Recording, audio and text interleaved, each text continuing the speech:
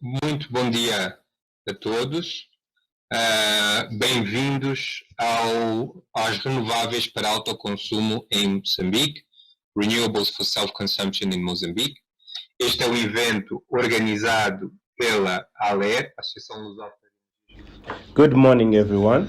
Welcome to Renewables for Self-Consumption in Mozambique. This event is organized by ALE in partnership with MED, Mozambican Association of Renewable Energies, and we have the support também os nossos parceiros programs such neste as evento, a Associação GIZ, Industrial as well Moçambicana as our AIMO partners e in this event, AIMO. AIMO Muito and obrigado a todos por CTA. estarem Thank aqui you very much for your e presence in inicio this por meeting. pedir as nossas sinceras desculpas por este pequeno atraso que tivemos. De facto, neste evento específico, como poderão alguns de vós ter tido informação, First of all, I'd like todo o to gosto apologize de ter for feito our delay. As a matter of fact, evento in presencial. this event, as Infelizmente, you may know, dado the event esta could nova be held situação physically. que se desenvolveu Unfortunately, no due final to the da semana new passada, situation which tomamos a started decisão last de week, we voltar decided a to go evento online. And as you may know, online meetings always have some technical issues. So we are ready to start. Mas, no entanto, aqui estamos, prontos para iniciar, com um painel riquíssimo, com imensa informação sobre o autoconsumo para vos passar. Teremos agora de manhã. And we have a panel with many informations on renewables, and for this morning we will have the legal framework, and then we will present the advantages and benefits of self-consumption for the sector.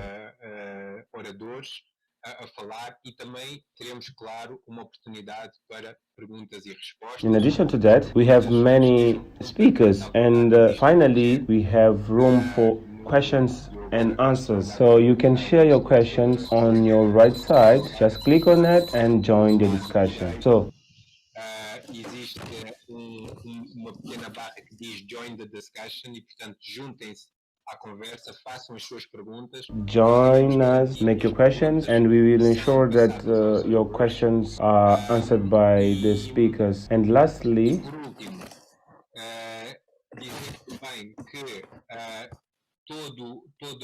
toda esta plataforma no qual the platform where we are now bears an option for companies, which allow companies and individuals to set up meetings. So use the platform, set your meetings, and if you need some help, façam uso da plataforma, marquem as reuniões. Se precisarem de please, apoio, you're welcome to talk to Aler and Amer. So we're here to support you. I'd like to welcome all of you. E nós estamos aqui para vos ajudar. And I'd like to introduce Mayra Pereira, who will be the moderator for this session. Que será a moderadora deste evento. Também, talvez aqui, Isabel. Não sei Isabel, can you hear me? Se a tua participação já for possível. If you can hear me, we would like to welcome you. Oh, there you are. Olá, bom dia a todos. Obrigada, Ricardo, pela introdução. Obrigada a todos pela vossa paciência. Hello, good morning, everyone. Thank you, Ricardo, for the introduction. Thank you very much for your patience, and we thank a lot. O Ricardo já disse o principal. A mim resta-me dar as boas-vindas. For your patience while we were facing some technical problems. On my behalf, I'd like to welcome the participants and thank you for your participation. And in fact, welcome not only the usual participants from AMER and ALER of the energy community, but also the new participants in this event focused on self-consumption. So I'd like to welcome the consumers of renewable energies. Da linha elétrica, digamos, ao outro lado, que são os consumidores. Actually, this meeting focused on the Mozambican businessmen from the industrial and commercial sector, as well as farming sector who use or are in the need of renewable energies. Renováveis. E, portanto, o objetivo desta conferência é principalmente essa comunidade, a comunidade dos consumidores, nós darmos a conhecer. So, the objective of this conference is to address this community, actually the consumers community. So, we would like to share the advantages of renewable energies that they can benefit on. At the end, we shall introduce financing solutions. We hope that concreto o que é que já está a ser feito em Moçambique e que benefícios é que essas empresas estão a retirar do facto de terem instalado soluções de energias renováveis e, por fim, um tema que é sempre importante e relevante para todos, que é as soluções de financiamento, como obter financiamento para o investimento que é necessário nestas soluções. We stay with us. We will have some break to refresh, so please remain with us. Por favor, não se vão embora. Se houver problemas técnicos, pedimos novamente a vossa compreensão. And again, apologies for any technical issues. And next, I'd like to hand over the floor to Mayra Pereira to introduce our meeting. Thank you, Isabel. Good morning, everyone. My name is Mayra Pereira. I'm representative of the company HR Consulting, which is a company focused on energy, environment, and sustainability. And I'd like to, first of all, thank for the invitation on my behalf and on behalf of Mozambique Women Energy, which is an Women Association on Energy Sector. It's a huge pleasure to be here today to introduce a topic of renewable energies in Mozambique. Ricardo and Isabel shared with us the objective of this session, and they have already mentioned how our working day will be divided in order to achieve this objective. So, in order for me not to repeat what have been said, I would like to hand over the floor and welcome the head of the German corporation in Mozambique, Dr. Thierry Cour. Thank you very much. The floor is yours. Good morning, Your Excellency, Deputy National Director of Renewable Energies from the Ministry of Natural Resources and Energy, Ms. Selina Matavea, Your Excellency, the Ambassador of European Union Mozambique, Antonio Sanchez Benedito Caspar, dear participants and partners, Ahmed, representatives of companies on renewable energies, ladies and gentlemen. Today we are gathered here for the opening session on the event of renewables energies for self-consumption in Mozambique.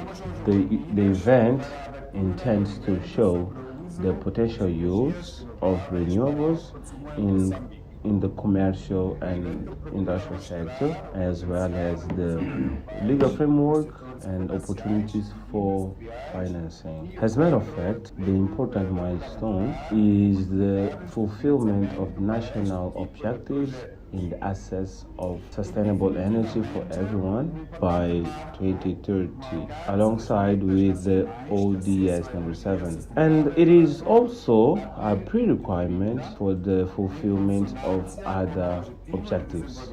In addition, it allows to contribute in the objectives of the environment, as it was mentioned by the Prime Minister, Mr. Carlos Agostinho de Rosario, this month in his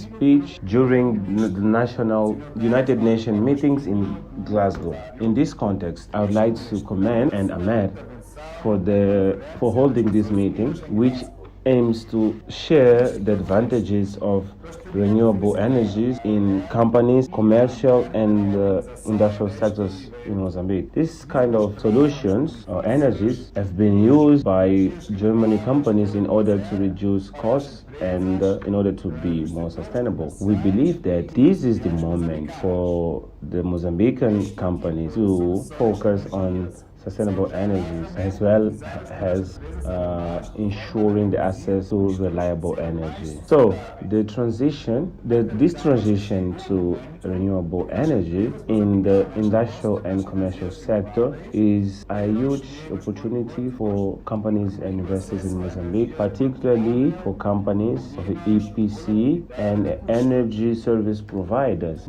The German Corporation for the Development has historically played a key role in the promotion of access of energy in Mozambique, with projects valued at around 80 to 100 million euros. The German Corporation for Development, through KfW, has developed two programs, Catfuel Mozambique, Free Energies, which aim to provide transitory support to unlock investments and reduce risk, improving the environment of investment, strengthening institutional capacity, promoting the productive use of energy, and building a project portfolio of energy and minerals with success, minimizing at the same time costs for the country. Regarding technical cooperation, the Ministry of Cooperation and Development of Germany has increased the energy portfolio in the country.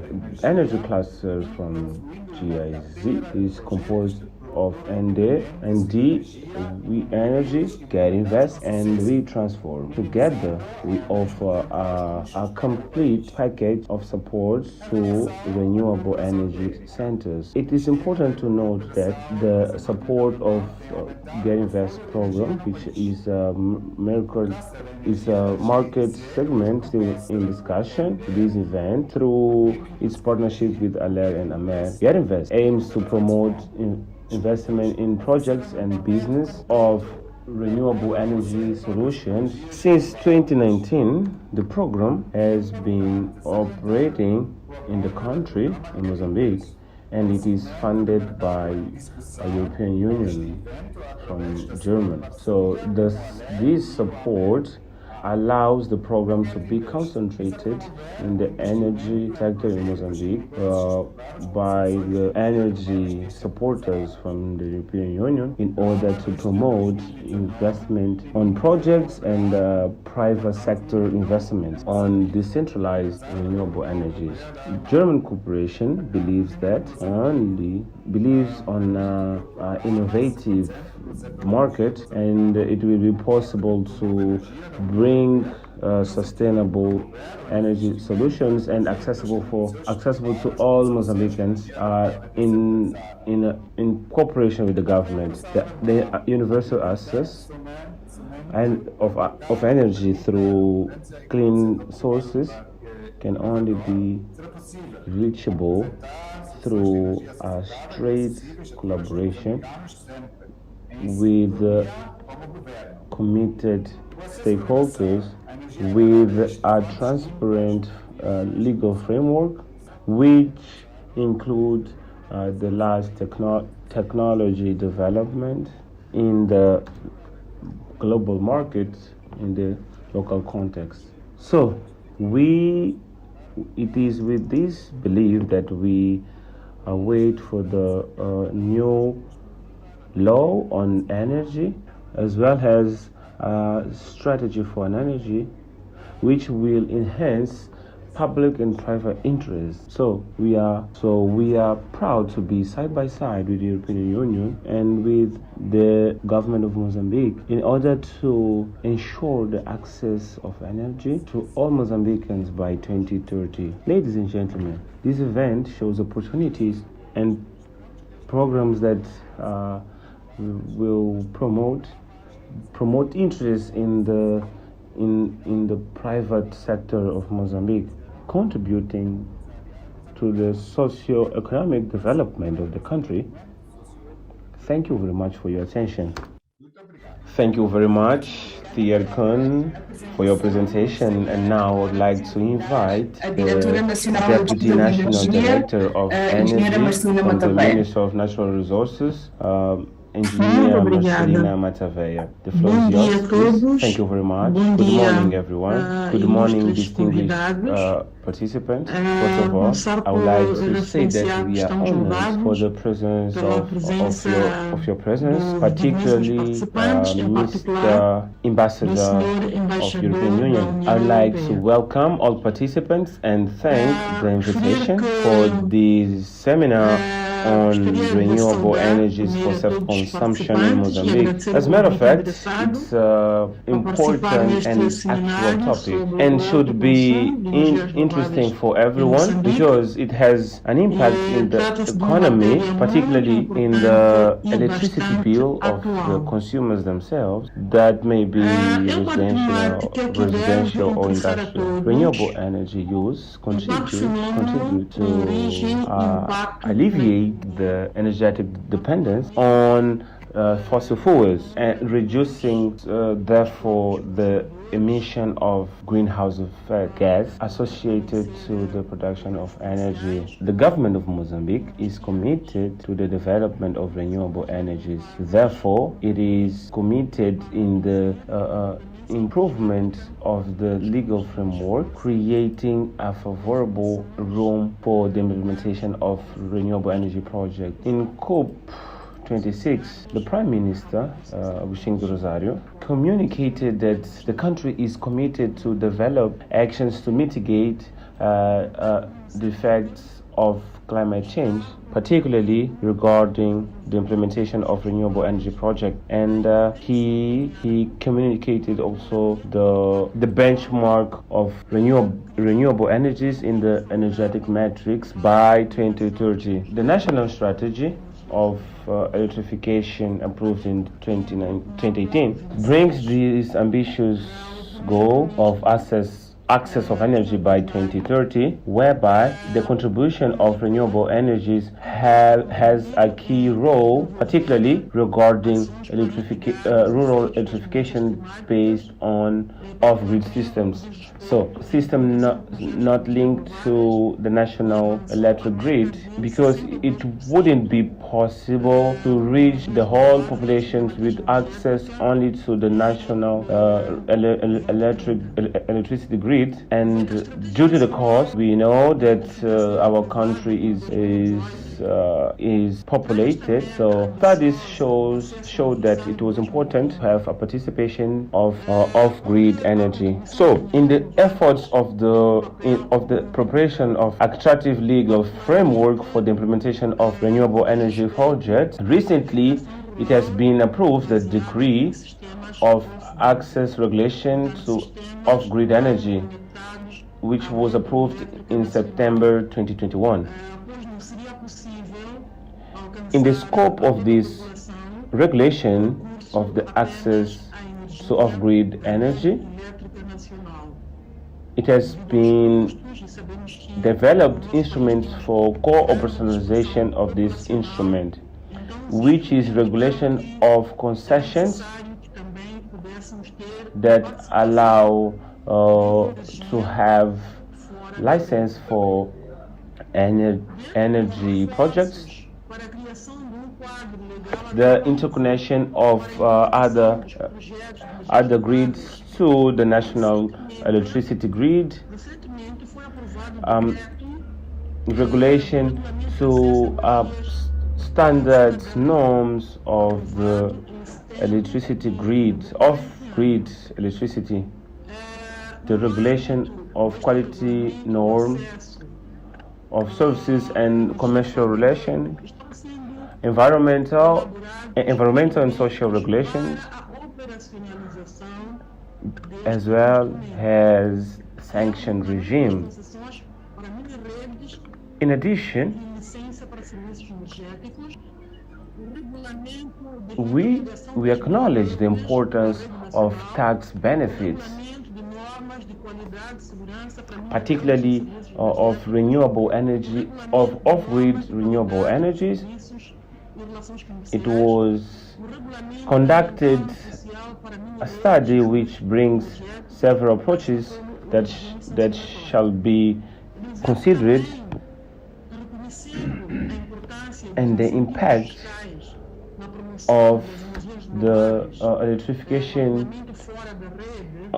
with off-grid systems. It is a topic that has been discussed in the ministry, and we believe that we will come with an instrument that promote tax benefits so that we can have more renewable energies projects implemented in the country, contributing the access to our universal access goal. Dear distinguished participants, self-consumption of electricity, for self-consumption that can be residential or industrial, Mozambique has been experiencing consumption moment, self-consumption moments arising from the ongoing industrial utilization from the urbanization. So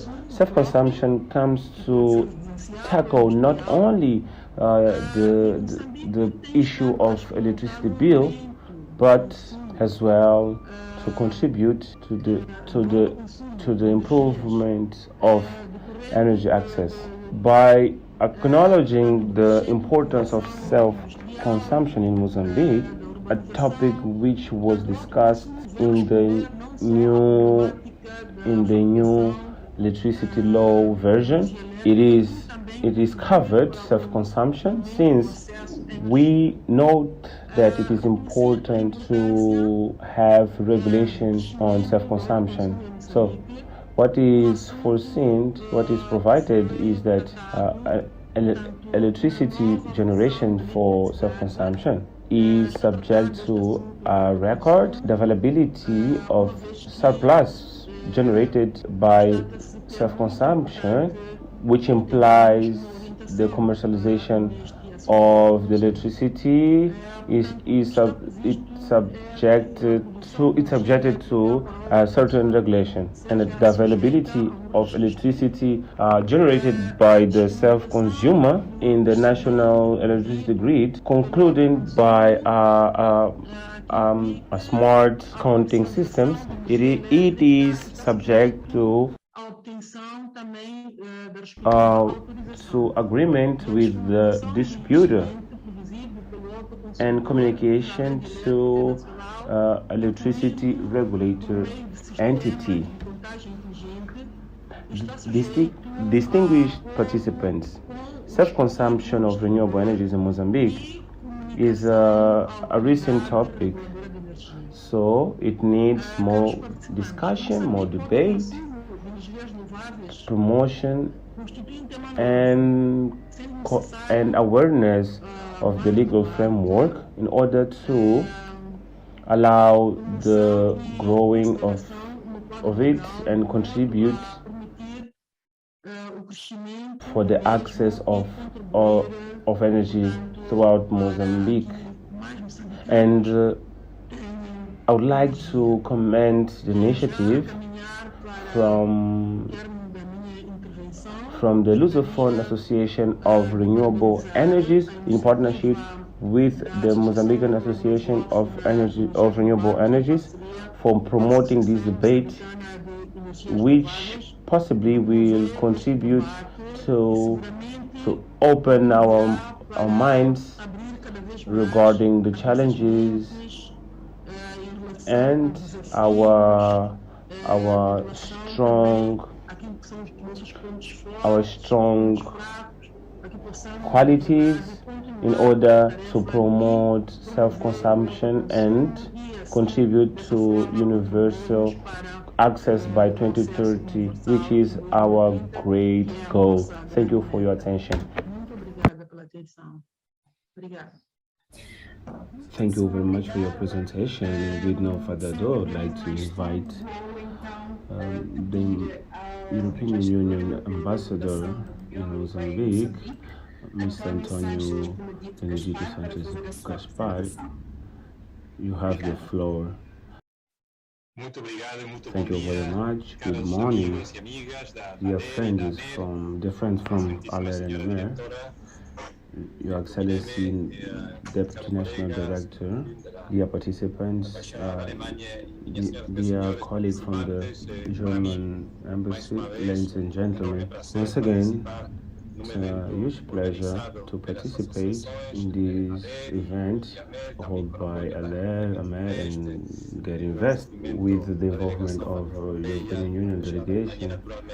Naturally, the German embassy and the leadership of Mozambique, particularly the Ministry of Natural Resources and Energy. So, in this context, to debate and find solutions, trying to find out solutions that will support the generation of clean and renewable energies in Mozambique, and also provide tools to investors who have needs or a legitimate interest in this sector, as well as the legal framework of this market of renewable energies, as well as who are the partners, the key players, as well as the potential of energetic resources of the country.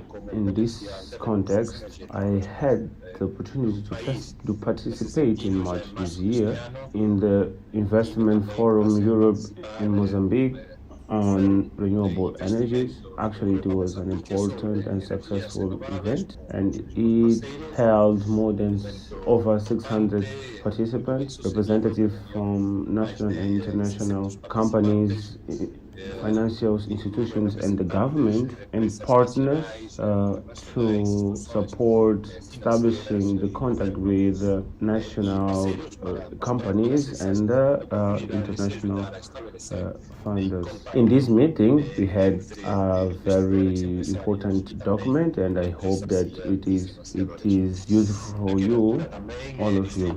It was also mentioned the relevant participation of Mozambique in COP26 in Glasgow. Once again, the government of Mozambique, represented by Mr. Prime Minister, and he confirmed that the country is mostly affected by climate change, as well as the country is strongly committed to invest on renewable energies until the country reaches 62% of energetic portfolio by 2030. As you know, this measure is this innovative idea of replacing fossil fuels is really welcome, and we as Europe, we welcome, and we also commend. Regarding our European perspective, we still committed to be example. We intend to be the example and the first continent in the world having zero impact on the climate by 2050, and but in order to do so, we need to go through defined stages and objectives, and we shall reduce at least by just 55% the greenhouse effects by 2050 compared to the level to the 90s. From the Mozambican side, it is great news when we hear that the new electricity law has been approved by the Council of Ministers, and it must enter into force. But actually, it is a result of a really long and complex, inclusive, participative process of consultations, discussions, so that Mozambique has a new legal framework, which is an important change of mindset on renewable energies, which the main beneficiary is the private sector, so that we can fulfill the objective of providing access to all Mozambicans regarding energy. So, in order to have a clean energy, we clearly need to count on the investors in the private sector. So we depend on a legal framework which is normative and transparent, which is adequate to its needs. One of the needs is the access to financing. And in this context, I would like to say that European Union is working and preparing a new instrument of financing for renewable energy in a specific package for Mozambique in the program Electrify, which will provide financing to projects. As European Union, through Electrify, we intend to fund technology, small electric power plants linked to the national grid, as well as domestic solar systems and electricity solutions. And we can also support self-consumption, which is the focus of our conference. Therefore, we are all aware of the importance of electricity to the commercial and industrial sector, and we are aware of the direct link between consumption and costs, as well as financing answers, as well as generation or job generation, and finally the impact of the sustainable development. So self-consumption options are a good alternative, so that we would like to explore and facilitate with these instruments. Therefore, we hope that this conference help to understand more what are the opportunities and on the opportunities, the advantages, and we know that the consumption of renewable energy is still new in Mozambique when we compare to other countries in Africa. The consumption of renewable energies constitutes 101 megawatts. So I stop here, stressing that it is important to invest in this sector, and we hope to find partners from the private sector. So of course, Amer has been working, and this is important. So I would like to commend this excellent work. So I stop here, and I wish all a very nice conference, and I would like to appreciate your invitation to this conference, and thank you for your attention. Thank you very much. On behalf of the organization, I'd like to thank Dr. Tericuna, Elena Mataveya, and Mr. Ambassador Antonio Caspar. Ladies and gentlemen, we shall consider this session open.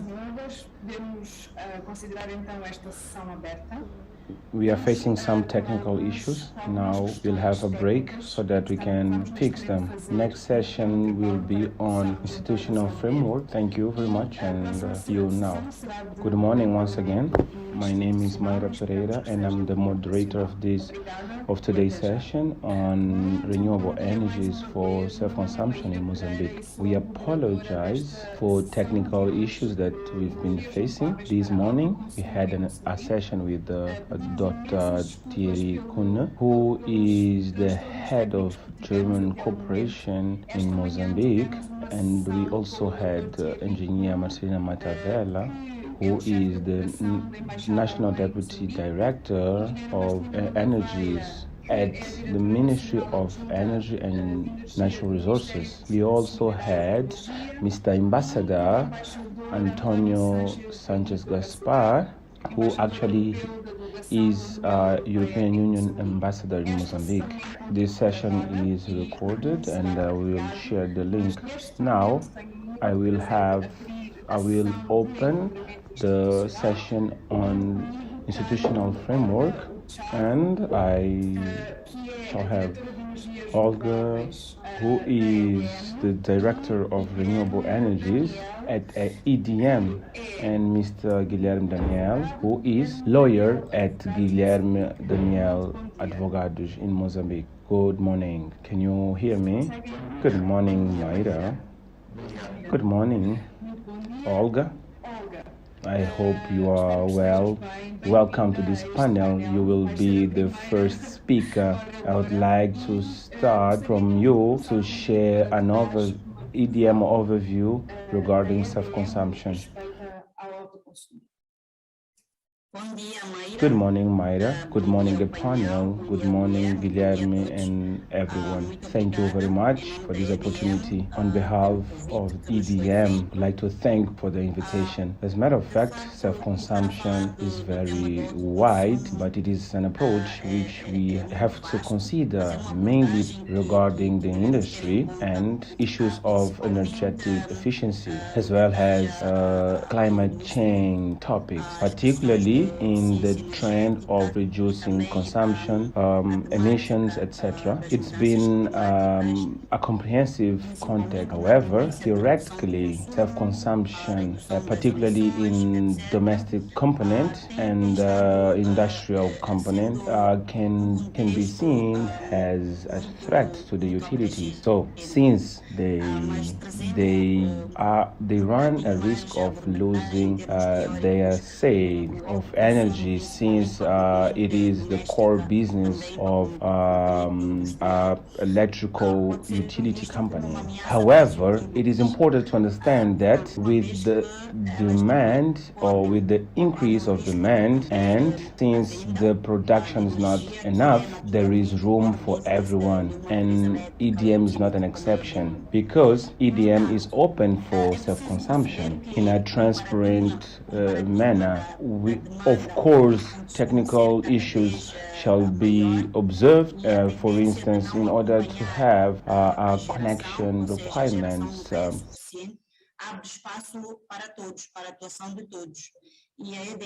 Whenever client wants to get into the national grid and likes to sell the surplus to other consumers, of course, there are many other issues such as contractual ones. We have an example of self-consumption,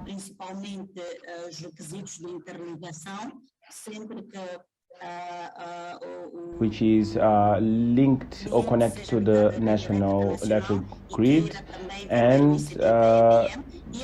the surplus is sold to EDM.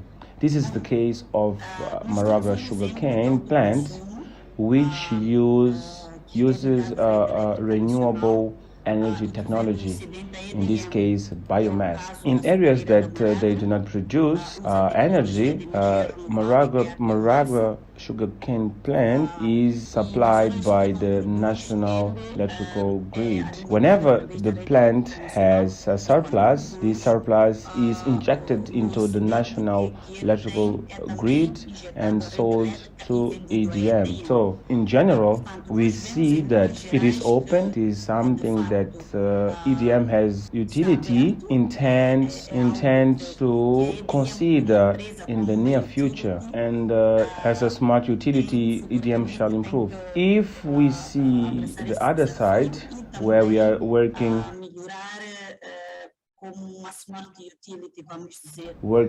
with electrification, mainly regarding the electrification objectives of the country, which is universal access of energy by 2030, we can see that self-consumption has been playing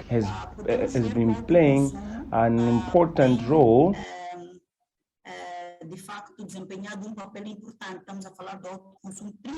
regarding renewable energies. It has a key role because the program Energy for Everyone assumes that all access to energy shall not only be exclusive to the national electrical grid, it shall also consider alternative sources. Of course, apart from alternative sources, it shall consider off-grid network. So this is the EDM perspective of the future on self-consumption, on the role of energy access to all Mozambicans. Thank you very much.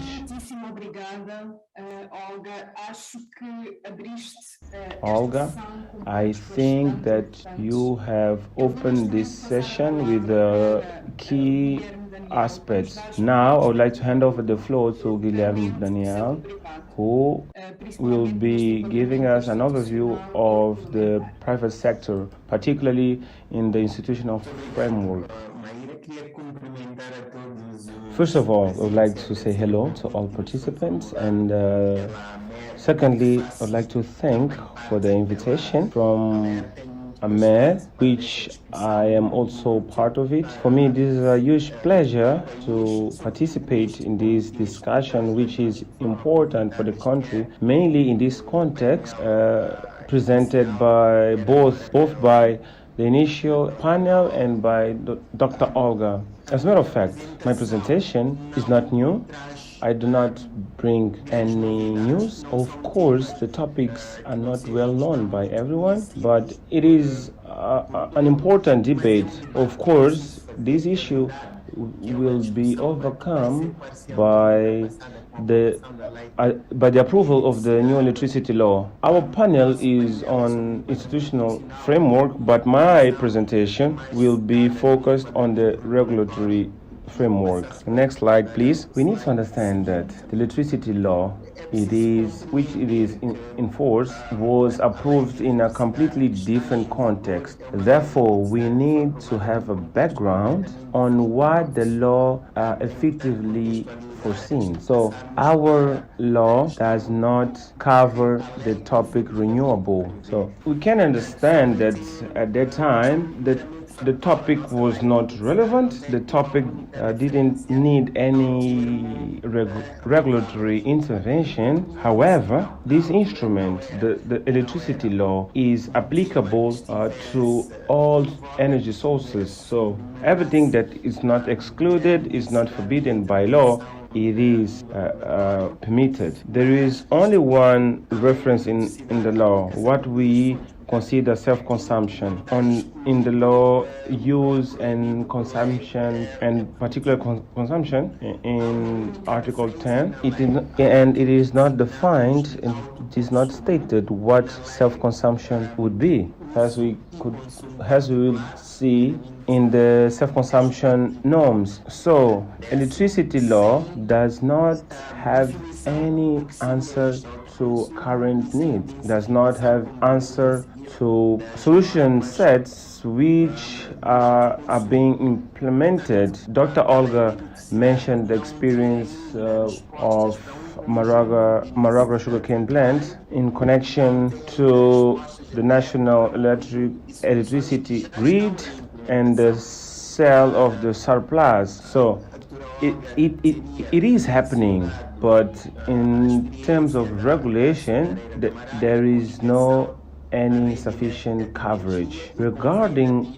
the legal framework in place, next slide please. Article 10 of electricity law foresees that electricity generation is subject to the permission in Mozambique. So the law allows the generation and use for self-consumption. But the fact that the law provides this does not answer to all issues regarding self-consumption, particularly renewable self-consumption in Mozambique. For example, we did not have rules nor additional regulation on self-consumption apart from the statement, but there is no it is not provided in the law topics on energy generation, and it is not forbidden by law the selling of surplus or the selling of self-consumption production means to third parties. As it was said by Dr. Olga, EDM gets from producers for self-consumption. EDM has this mandate at the national level, but we do not know, we're not aware about the rules on these purchase contracts by EDM to self-producers. So these rules need regulation, and our law does not cover, as well as topics related to the connection of self-producers to national electricity grid. So this is what we have today. However, the bad news shared by Engineer Marcelina Mataveya in her initial presentation is that the government is really sensitive to these topics, and it is sensitive to the need of self-consumption regulation. The Council of Ministers approved on 20th September this year the approval or the proposal of electricity law revision, and at time, as the Council of Ministers spokesperson said, this law will prioritize the utilization of renewable energy sources. The discussion on the law, unfortunately, had great intervention of the private sector, and namely the intervention of AMER itself, which had the opportunity to share its proposals for the review of the law. It is expected that lots of the questions today are covered in the new law. We could understand from the presentation of Engineer Mataveya that self-consumption has a specific treatment in the law that has been approved. She also said that topics such as surplus selling, the connection of system to the national electricity grid, for instance, smart measurements in these self-consumption systems are covered in the law approved by the Council of Ministers. We will not try to guess what will be approved by the Parliament, but we expect that all the proposals shared by Engineer Marcelina Mataveya will be approved, and they are the beginning of a good future for this subsector, which is usually used by the private sector at domestic level, particularly in off-grid areas, but is also good for industrial and commercial producers.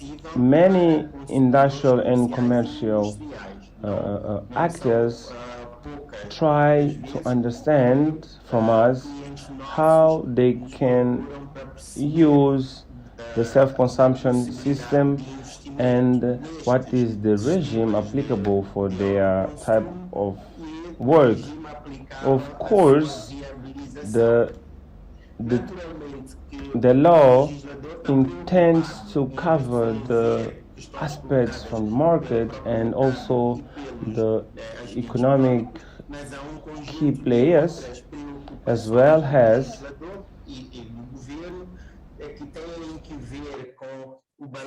other issues. For instance, the balance of the public and private interests, in addition to solutions of self-consumption without undermining the interests of the continuous development of the electricity grid and the universal access. So there is a set of interests that shall be combined, and we expect that the new law and the regulations arising from the new law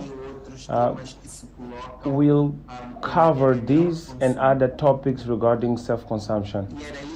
So this is what I wanted to share. Our law is not deep regarding self-consumption. So I stop here, and I thank you very much for your attention. Thank you very much. I'd like to ask participants to ask questions on chat box. We have a question now from Mr. José Jafar, and the question is, what is the legal diploma which regulates the interconnection to the national electricity grid? We know that in our law we do not have this instrument, but which would be the legal instrument to regulate the interconnection? Olga, would you like to answer? Like to answer, Olga? You can start on the point of view of EDM. We have the case of clients, in this case EDM consumers,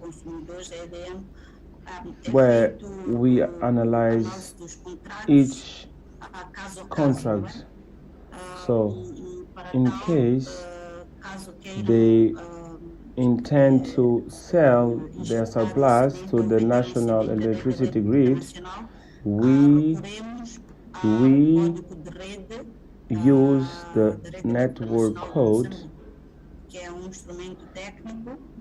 the national electricity network, which is a technical instrument which ensures the appropriate interconnection to the national electricity grid. So this is a key instrument in terms of legal framework, but for others it is analyzed case by case, the type of consumption, the type of client, and the surplus. Thank you very much. Guilherme, would you like to add anything?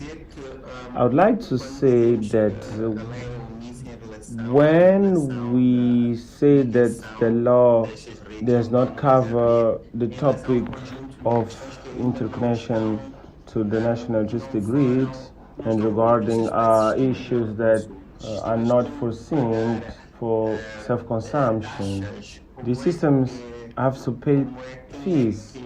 Who will pay the connection costs and the adaptation to the grid itself to get connection from this type of systems? Regarding the connection itself, it is what Dr. Olga mentioned. It is negotiable.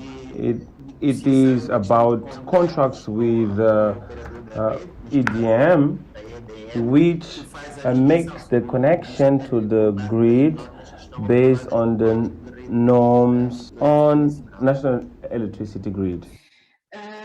Well, I would like to ask a question.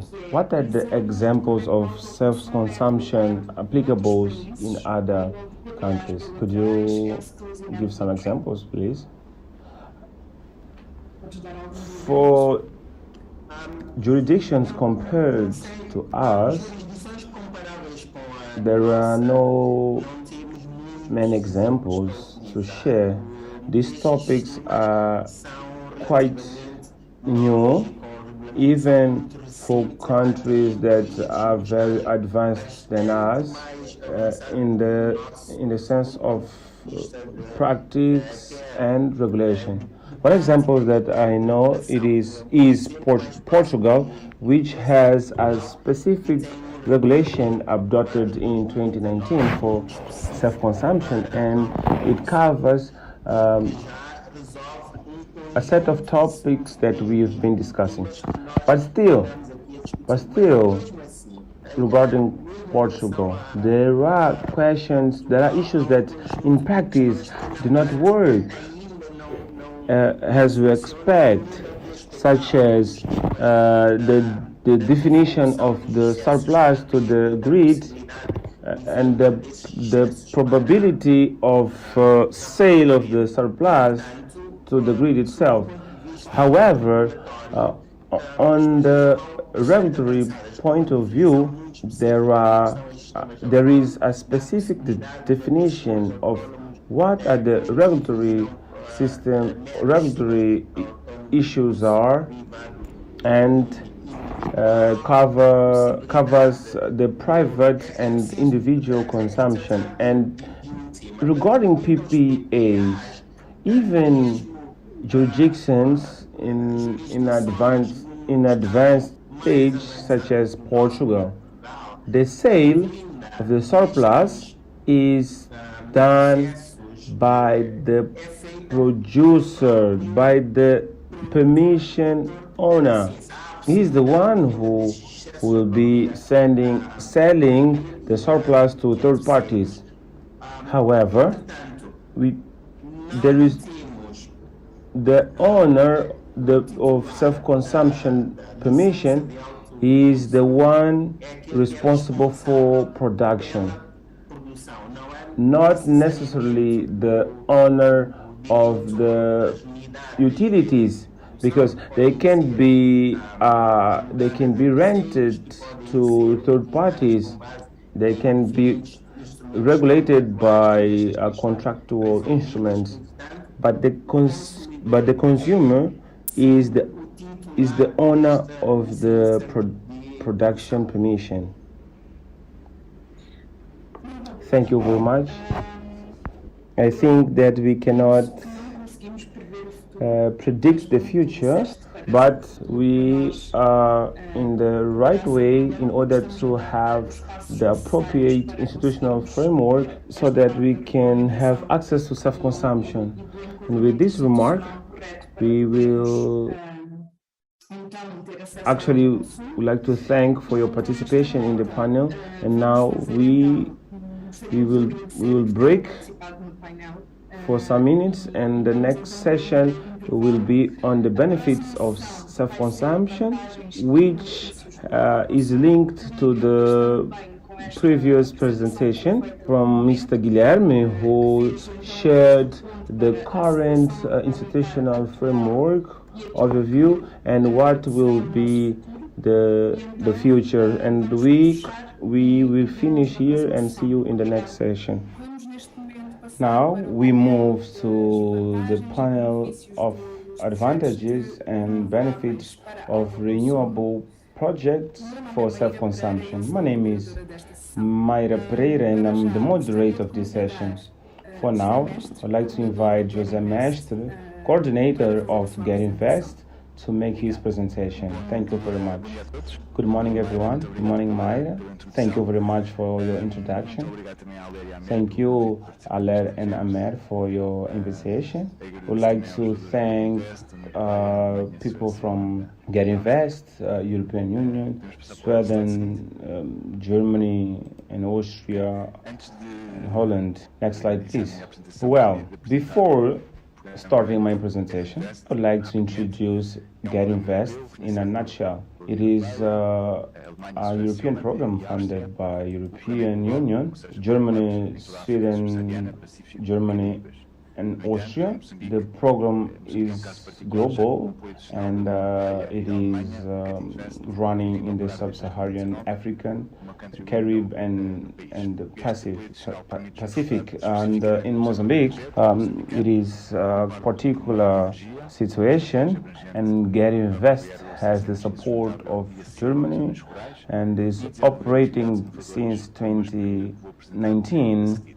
This partnership allows us to focus on the energetic sector in Mozambique with Promove Energia, which is a comprehensive partnership in order to make electricity more accessible in rural areas and develop innovative utilities, and such the ones I will be presenting. Get Invest is working through GZA. It is a German cooperation agency. The program has two main components. First is to promote a cooperation in the private sector through associations, organization of events such this one, identification of projects such the ones I will be presenting, as well as develop a project plan which can be funded and implemented through project promoters and companies in Mozambique. Our main focus is linked to investments through a financial counselors network, and we call it financial catalyst. But I will not introduce financial catalyst now because my colleague Marcus will be doing that in the financing part later on in this session, and he will be sharing what Get Invest Financial Catalyst can do in terms of access to funding. Next slide, please. My agenda today is to talk about the main topics. What are the market insights on the use of renewable energy for commercial and industrial sector in Mozambique, and secondly, the development of renewable projects in the commercial and industrial sectors. Next slide, please. This chart allows to give us light on the topics the two topics that I'll be sharing here. For instance, funding from a potential project to sustainable ones.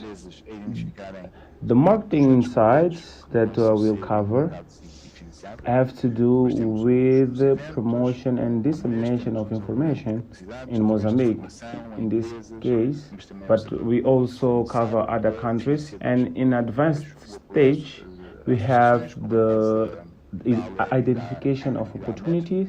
That is, in this component we support project promoters and companies to identify concrete projects that can be funded and implemented.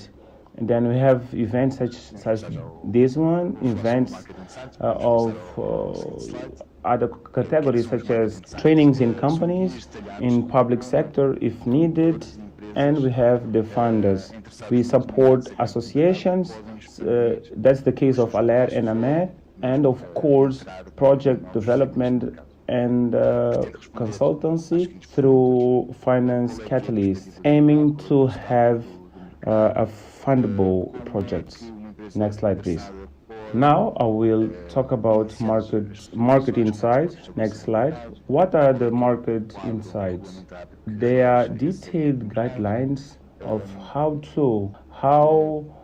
promoters and companies interested in the market can expand their business, or how they can enter into new market lines. It intends to answer the questions as follows. What is the market perspective? what is the market status, how interested company can start their activities, what is the legal framework which regulates this market line, but opportunity and particular cases of business. If the business is in the market line, what are the opportunities of investment as well as financing opportunities. Next slide, please. We are developing market insights for Mozambique on the use of renewable energy in commercial and industrial sector. In the past, we developed some market insights. You can check online. We have the facilities in Zambia, Netherlands, where we developed market insights for different market segments, including the use of renewable energies in the industrial and commercial sector. So I invite you to access to our webpage to see how this information is dealt with in other countries, and we hope that in March next year we can develop this for the Mozambican public. Next slide, please. Once again, the content of market insight is specific to the commercial and industrial sector. It will provide information on what is the advantage of acquiring renewable energy by the companies on these sectors, how the projects can be identified. So it will provide indicators for any type of companies, even if with these indicators it can identify if the use of renewables is feasible or not in the country. What are the financing options and route to market, where we identify the potential of the market, the legal framework, how to start a business, and what are the outlook of the market in Mozambique for this specific sector. So this can be done by commercial and industrial companies, as well as by project promoters that are interested in the Mozambican market in order to attract investments to the country. And finally, we have the business models. What would be business model in Mozambique in this market segment? Next slide. Now I will present my agenda. What we've been doing for commercial industrial companies to develop projects. Next slide, please. We could see that in Mozambique there are many challenges and opportunities for renewable energies in these sectors, commercial and industrial, and companies are getting interest in renewables, mainly for two main reasons. First of all, is the quality of electricity, and then the cost from EDM, and which will be increasing in the future. However, the legal framework is challenging, as it was presented by Guilherme, and we can, with our support, we will be able to help companies overcoming the legal framework in force in Mozambique. What we offer to interested companies, we can offer feasibility studies. What are the benefits of the system in terms of electricity consumption and quality of electricity. In addition to that, we can advise on what is the appropriate approach to a specific company. If the company decides to make an investment, we support companies how to launch a tender, how to evaluate, assess the proposals, as well as helping to identify the company which will build the system, which will install the system. We can also support on assisting how to install the system, because the company can choose to hire another company to install the system. We support the company which is interested. We do not have any relation with installing companies or funders. Our objective is to ensure the best option to the company that we are supporting. Next slide, please. So, our support to interested companies. We will help the companies answering this kind of questions. What is the ideal capacity? What can I install in my facilities? What is the cost? So, how long I will take to have income on my investment, and the tendering stage to prepare proposals, and what is the business model, the most appropriate business model. So our support is free of charge. It is free of any relation with companies or investors. Next slide, please. This chart gives an overview on the support from GetInvest. First, we make an estimate of the potential, such as we look at the electricity bills, we look at the roof or at additional areas to the facility where it is more appropriate to install the system, and then we have data collection where we measure the electricity consumption in order to plan a system that will be in accordance to the electricity consumption of the facility. That can be a plant, a power plant, or a commercial facility.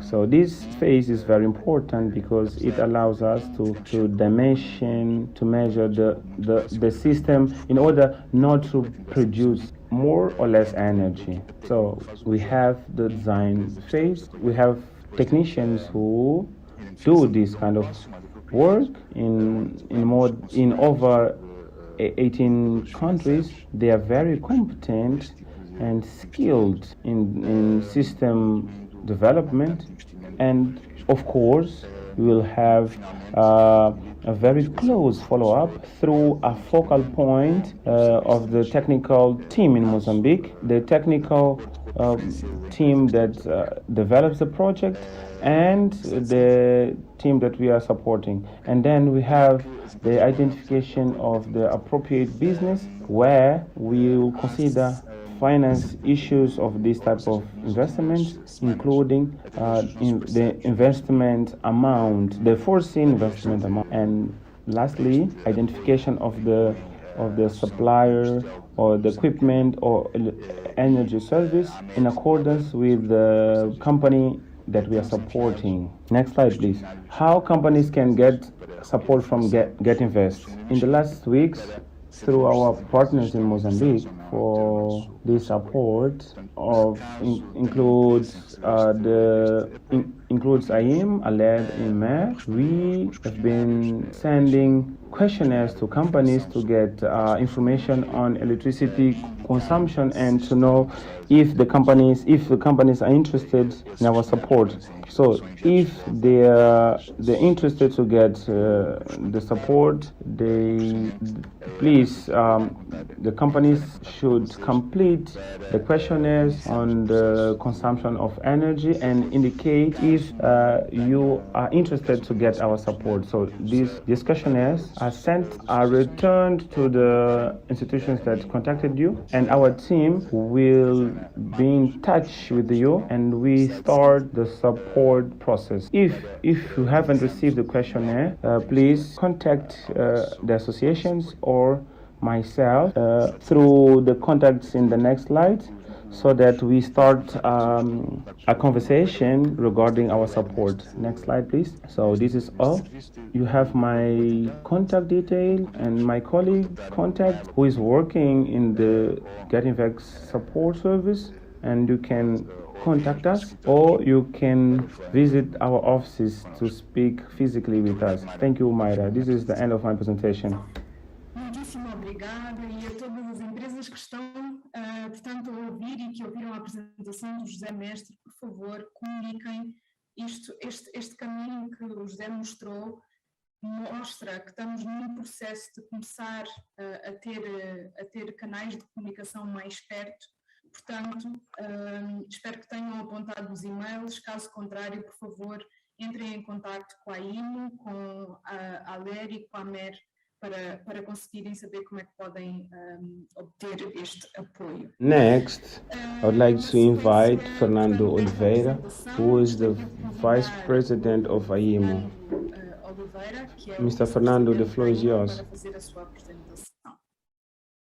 Fernando? Hello, good morning everyone. It is a pleasure to be here with you in this session. And it's a pleasure to have this partnership, which I think it is very important for at least to understand firstly what renewable energies are and how they can affect industries in Mozambique. I have a presentation that shall be shared on your screen. Next slide, please. In general, this session comes in a historical moment where Mozambique is getting ready to investments which will access to natural resources, and Mozambique needs fossil fuels. I have a slide that I would like to share with you. Next slide, please.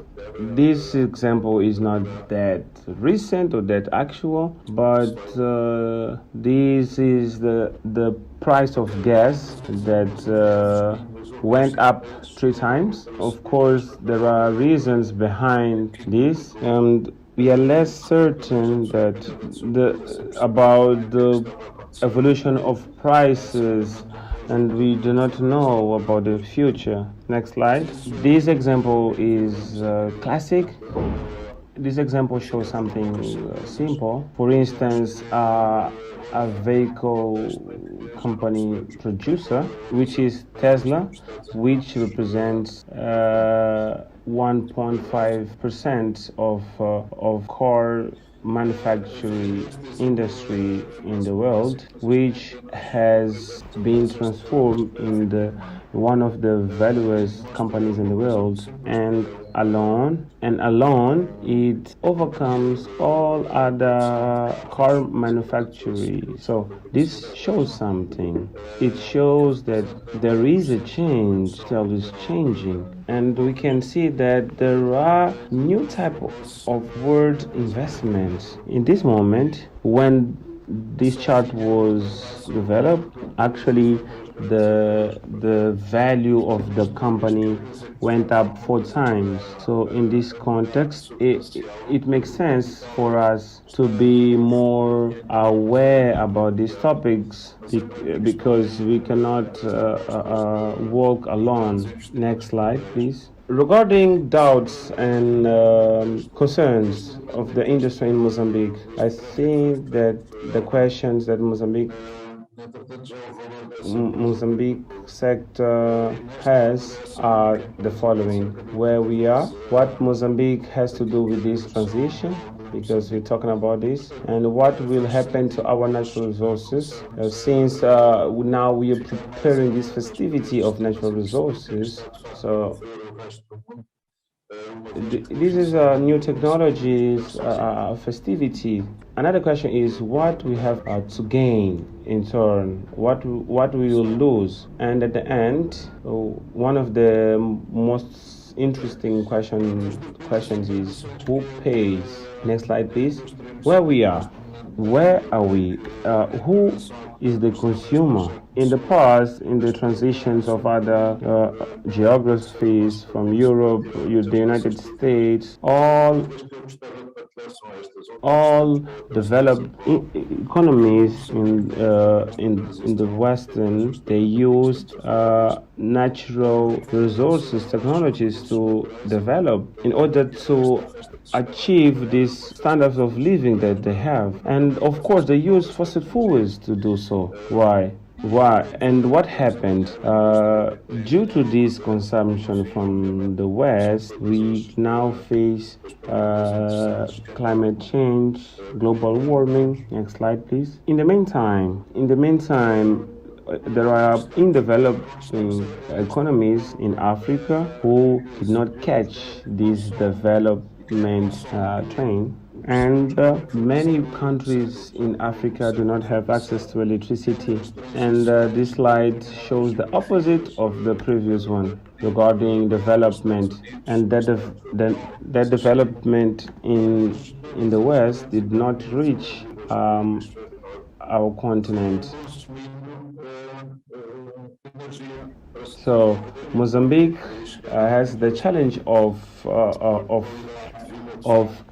quitting this list of the greatest countries with less access to electricity. In Mozambique, only 31% of the population have access to electricity.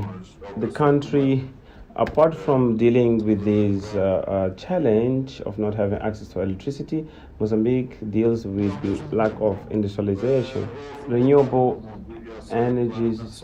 So this slide is on global primary energy consumption by source.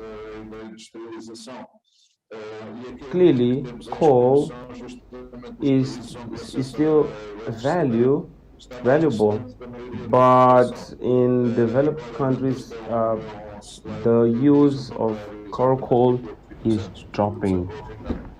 Oil is the second in the list, but of course, it is impossible to make this electricity transition without using natural gas. So it is impossible to move to other sources without natural gas.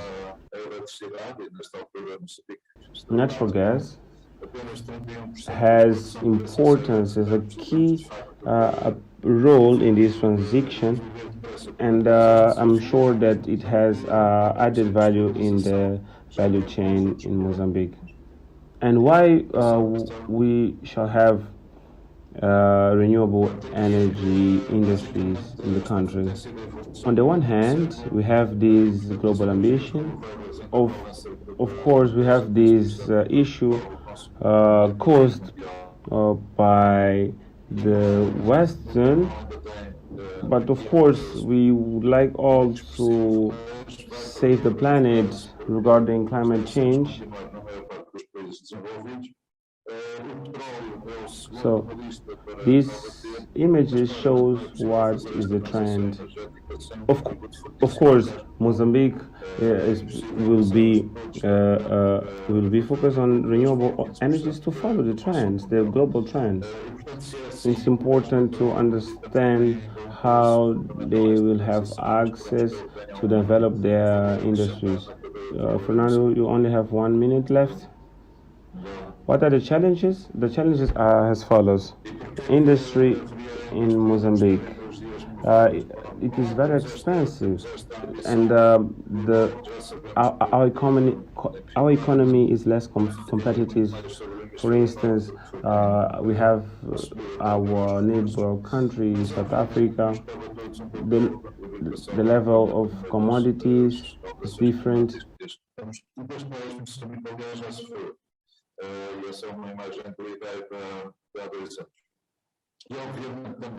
So it is difficult to develop the industry in this context, which is very demanding.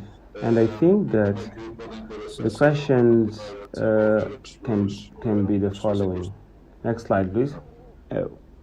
What is the cost and who pays with interest rate of 2.5%?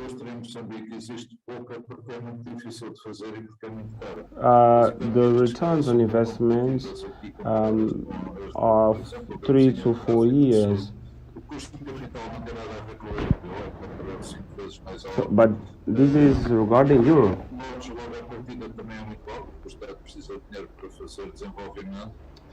To wait 7 up to 9 years, this is not going to happen.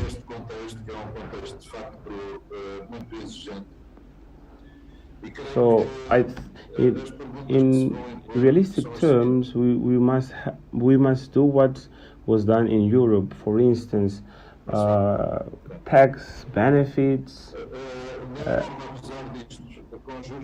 lower prices. So this will enable a good transition. I think there was a solution that was adapted in Europe that will not work in Mozambique, for instance, is to increase the electricity bill or electricity tax to increase the electricity bill. So this would be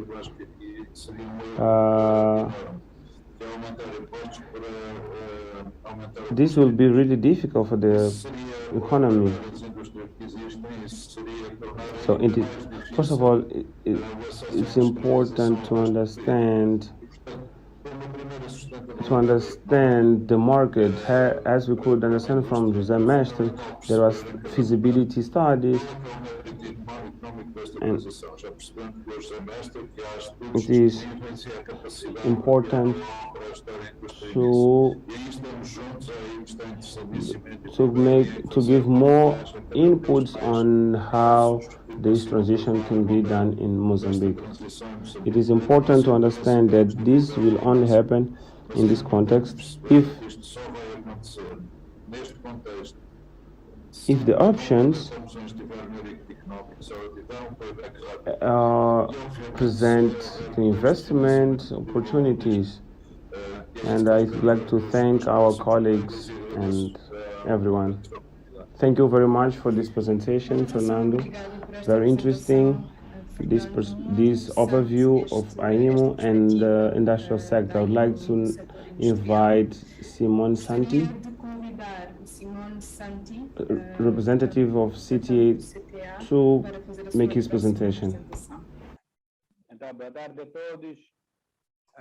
Good afternoon, everyone. After Fernando's presentation, my presentation will be general, but this topic is really important, and on behalf of CTA, I'd like to thank for your invitation. Could you please turn your camera on, Simone and Santi? Yes. Please, next slide. This is the work group from CTA. We have a department which deals with natural resources and energy, and this department, I am the president of this department, and I have 3 vice presidents, one in electricity, another on local content, and other on natural resources and oil and gas. This department is very comprehensive, which covers all domains in matters of electricity and all natural resources. Our mission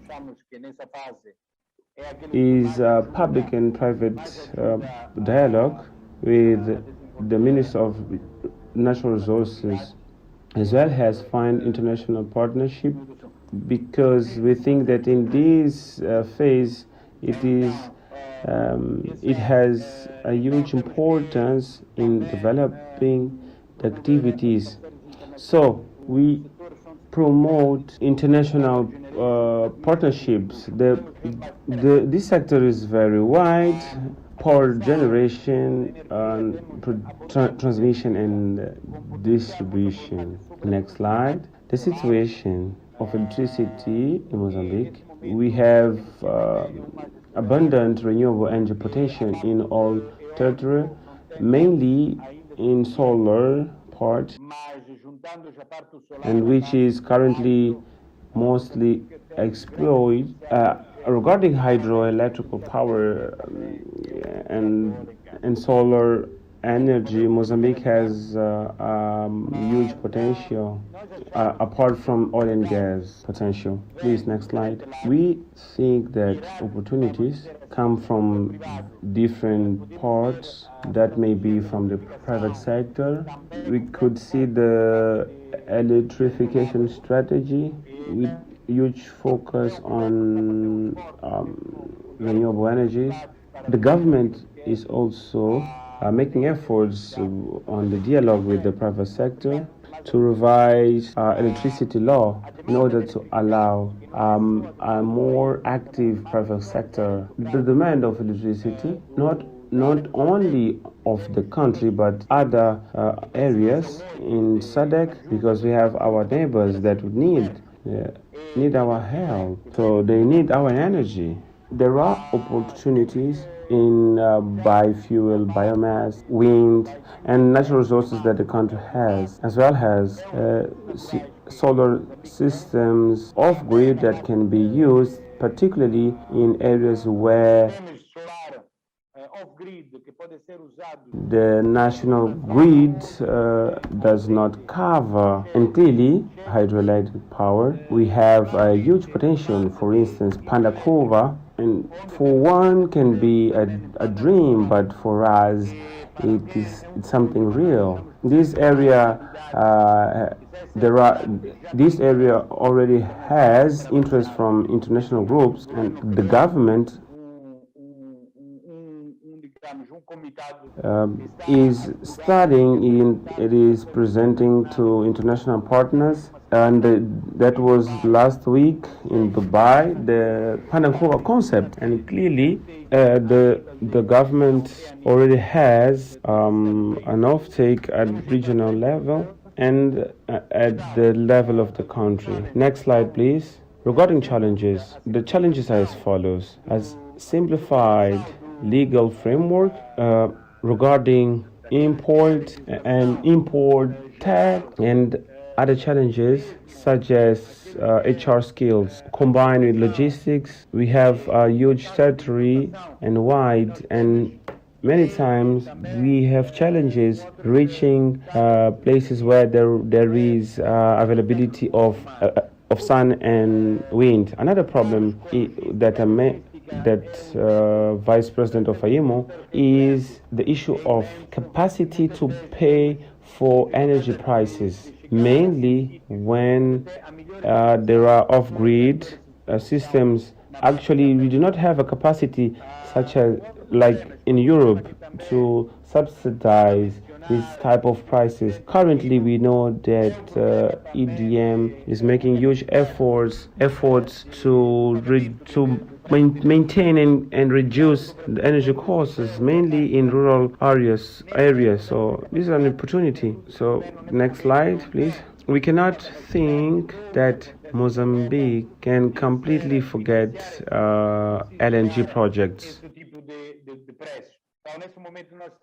Our Prime Minister stated in COP26, and I believe on what he said, and he mentioned Mozambique posture where the energetic transition shall be made through the use of LNG.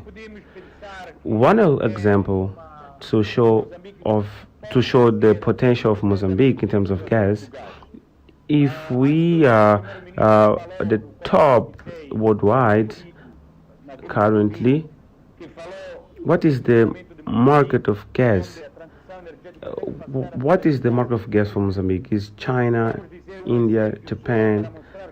Qatar also has the same market, and now Qatar is producing huge quantities of gas, and in 5 years Mozambique will have 31.4 MTPA. Mozambique has already discovered a gas value that is very important, and according to this map, in 2025 in production we can have practically the half of what Qatar produces today. If we consider next year, the Mozambican government will have deficits on royalties. Actually, the country will have royalty of $400 million. So in 4 years' time, the country will have royalties of around 1 million. So this is the impact of gas in our energetic transition. So we cannot think of a transition that does not care about development. A part of this gas is for domestic use. So next slide, so that I finish my presentation. Well, I would like to thank and focus on two main aspects.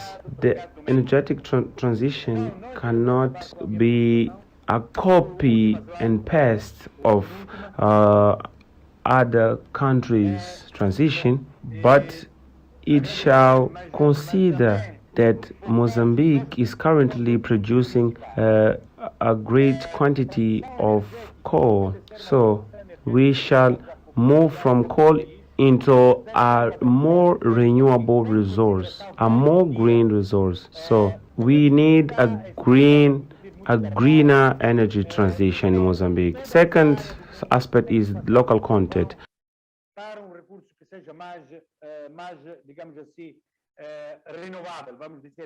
For us, local content is important, and it is really important in the development of micro projects, of renewable projects. We have to focus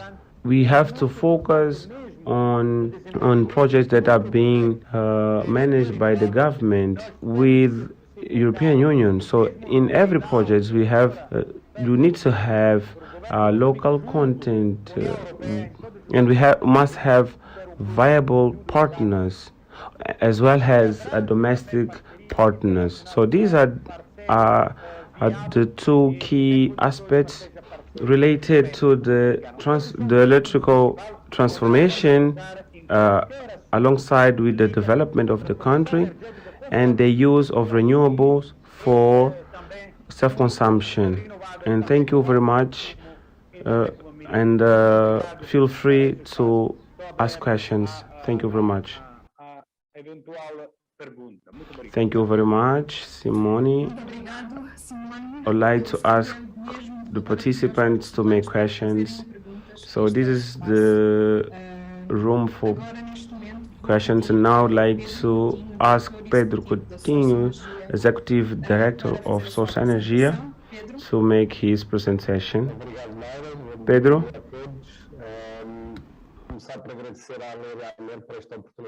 Good morning, everyone. First of all, I'd like to thank Aller and Amer for this opportunity to join this discussion. Could you please make my presentation available on the screen? Well, the presentation is still not available. Thank you very much. The presentation is available already. My colleagues presented on legal framework in Mozambique, and I think that the key message to bear in mind is that we experienced a new reality of energetic transition, and we hope that gas has a key role play in this transition to help developing country and the people. Another aspect is that Mozambique is evolving and we are experiencing time of changes, and time of changes bring opportunities. So this is my focus on my presentation. I'll be talking about how to put into practice these opportunities that have been presented. I hope that the consumers can benefit from that. On my first slides, I will try to show the greatest opportunity, which is cross-cutting to the point. Mozambique now has high need of electricity. Sometimes the electricity costs are competitive. Of course, renewable energies will bring more advantages to the client. The legal framework is evolving actually with the new law, which will enter into force soon. And above all, we can try to capitalize some spaces with the clients, ensure the energy supply to off-grid areas, and of course contribute to the development of renewable energies and reduce the country carbon foot. So there is a way which we can make installations of these systems without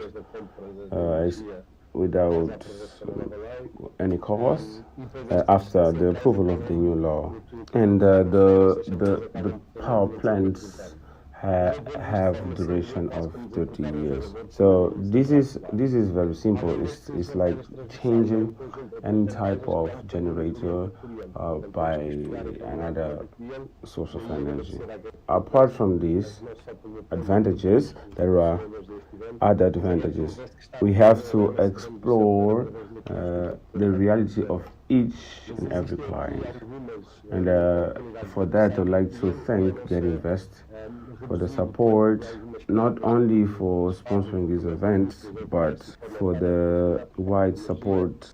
For instance, the feasibility study that is being developed. In addition to that, there are opportunities with the client.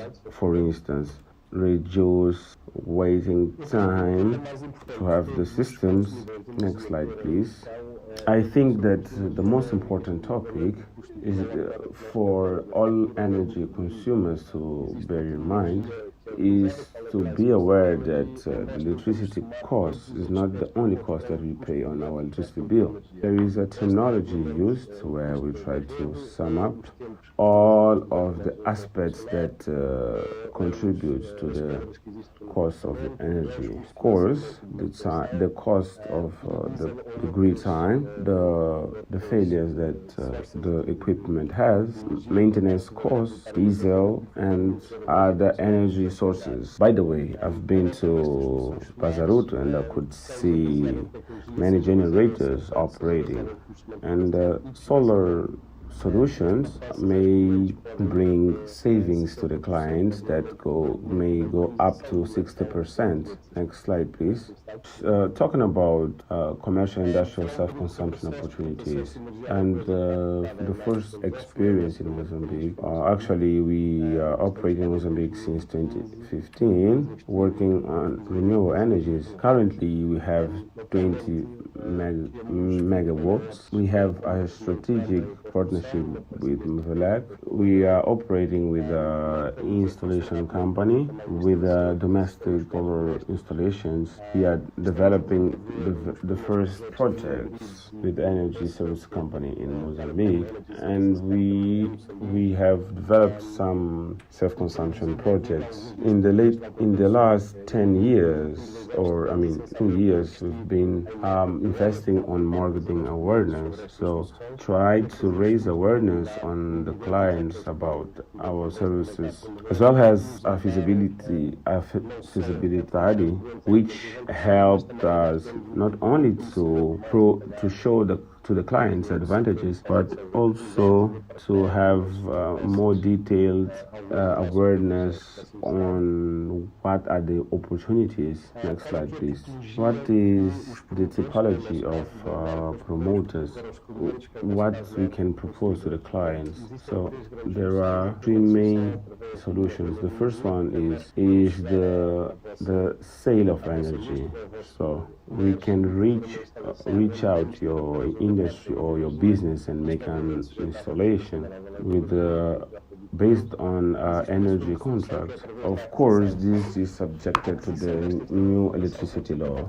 The second solution is through purchase. The purchase can be through leasing or through direct purchase with the company own funds. So I would say this is case by case. There is an fee growth if it is the case of energy sale, and regarding savings, as you can see below, in each case the saving is different, and savings have to do with the typology and the cost. If it is zero investment, or if it's an investment based on leasing, and the savings are higher. In the case of energy selling through PPA, the financing will be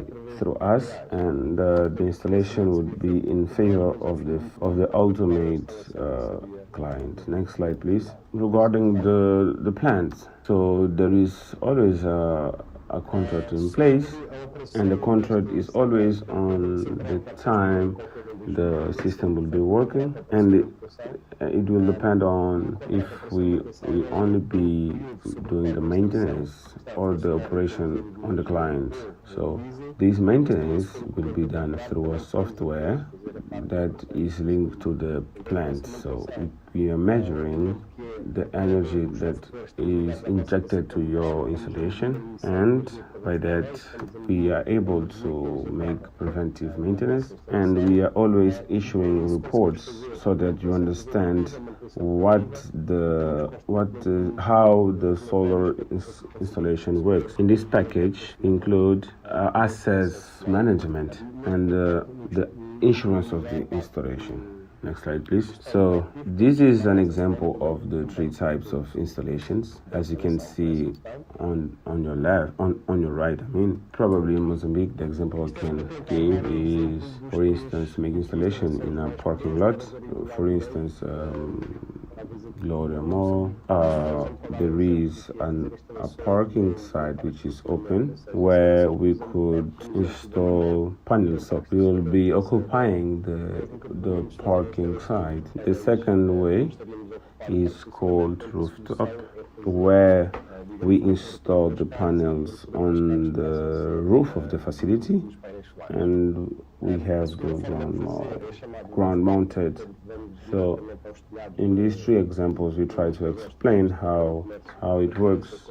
On your left, you have your grid, in this case EDM, and in the center, generators. I believe that most of you use generators, and the generators can be replaced by solar panels. And case by case, if it is off-grid case and decide to use batteries, so if you want to use batteries, in this case you need to use generator. In this case, it is through inverters, and we have the management where the energy producer supplies the consumers the quality that is supplied, and obviously to try to see what are the savings. Next slide, please. Next slide, please. This is what José managed to present it. This is the process that should be done. Next slide, please. So these are 4 case studies that we carried out in several provinces in Mozambique, where we analyzed 10 ways of selling energy. So being that the client would have 15 years of using the power plant without any type of cost. We have the dimensions of each plant that was started. As you can see, we could save up to 40, 50, and in a specific case of 70%. In this case, 70%. Why? You can see that it is because the resource used is diesel, and obviously the cost of the diesel cost is higher to transform into energy. Next slide, please. This is to show some projects that we have. We have Kwamba project, we have Namasha Maisa, we have now our project Ignite, some self-consumption installation. In the next slide, we will see a banking facility that is Millennium Beam that we are building in Matola.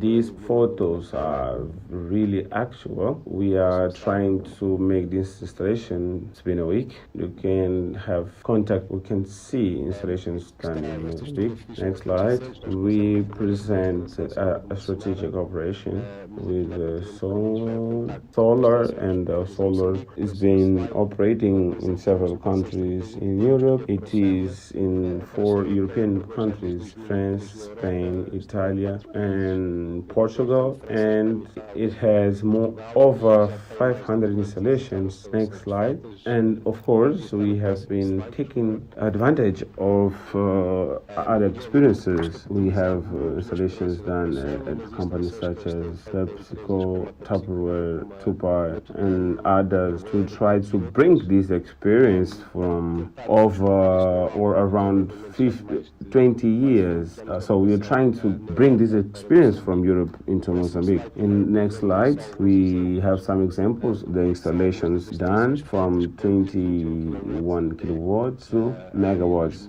So what we try to do with Source Energy here is to put into practice these opportunities exist in Mozambique. And lastly, I'd like to share my email, my phone number, and once again, thank you, Mayra, for this opportunity, and I would like to thank the sponsors. Fantástico. Aqui temos exemplo específico e conseguimos ver alguns exemplos dos projetos que podem ser implementados. No último, agora vou mudar de português para inglês. Welcome, Torben Voss. Torben is a consultant for Como Consult under the ProEcon program. Torben, can you hear? I can hear you. I can see you. I hope you can see my PowerPoint presentation in a second. I'm just sharing it. So I hope it can be seen by everybody. Could you please confirm, Maya? Yes, I can see your presentation. Okay, thank you very much, Mayra. I will hold my presentation in English. Now follow Português, desculpe. I hope you can follow anyway my presentation. Generally speaking, if anything is unclear, if anything is not directly comprehensible for you, since it's a lot of information in quite a few minutes, feel free to just write me an email afterwards, and we will try to clarify any open questions. What you may expect from my presentation is that I will provide the context of our project and activities and rationale, meaning why are we doing this, what is the reason and the justification. I will share some insights into our activities and how we approach these, and I will give you some insights into the benefits of solar leasing, the solar leasing model you just heard already about it, plus the benefits of energy efficiency in enterprises, and I will give you a current state of our pilot projects. The context, as you've heard, my name is Torben. I'm working for Como Consult. We are headquartered in Hamburg, northern Germany. We have further offices in Berlin and in Bogota in Colombia.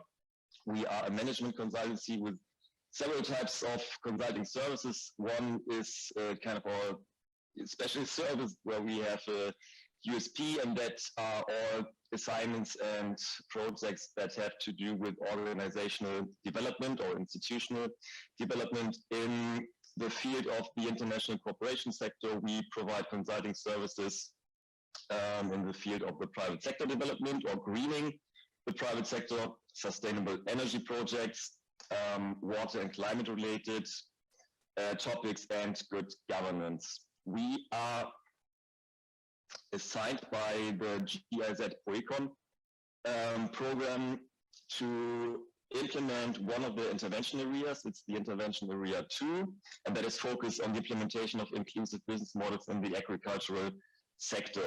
We are doing this with providing several types of services to SMEs and agricultural agro-processing enterprises and their suppliers, meaning the smallholder farmers. We call this integrated development partnerships.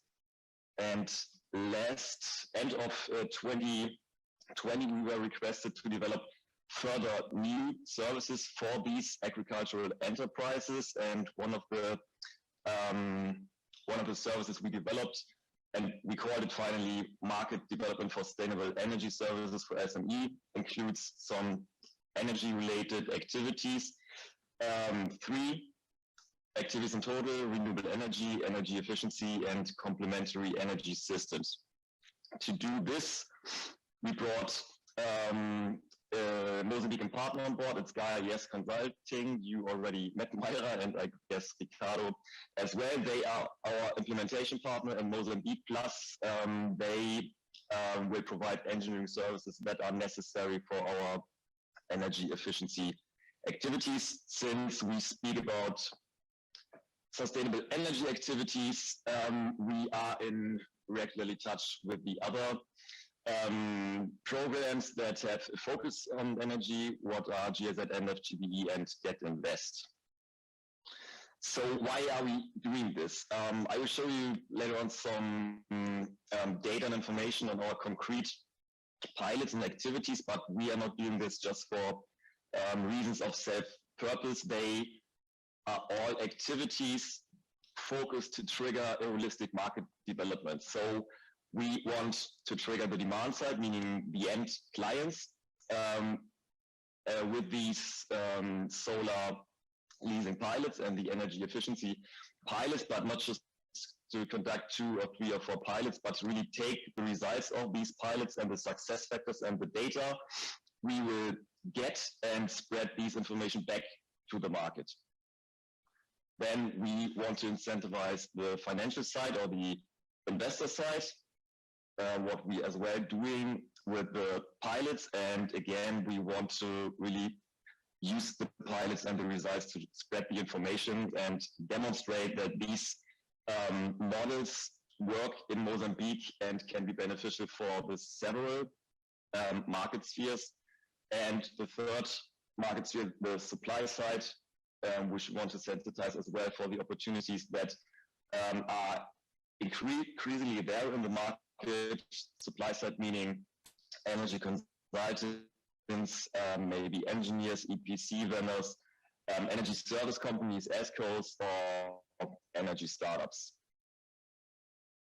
So our activities, as I already mentioned, are focused on 3 different types. I would like to focus on the solar leasing model and our pilots there, and our activities in the field of energy efficiency for enterprises.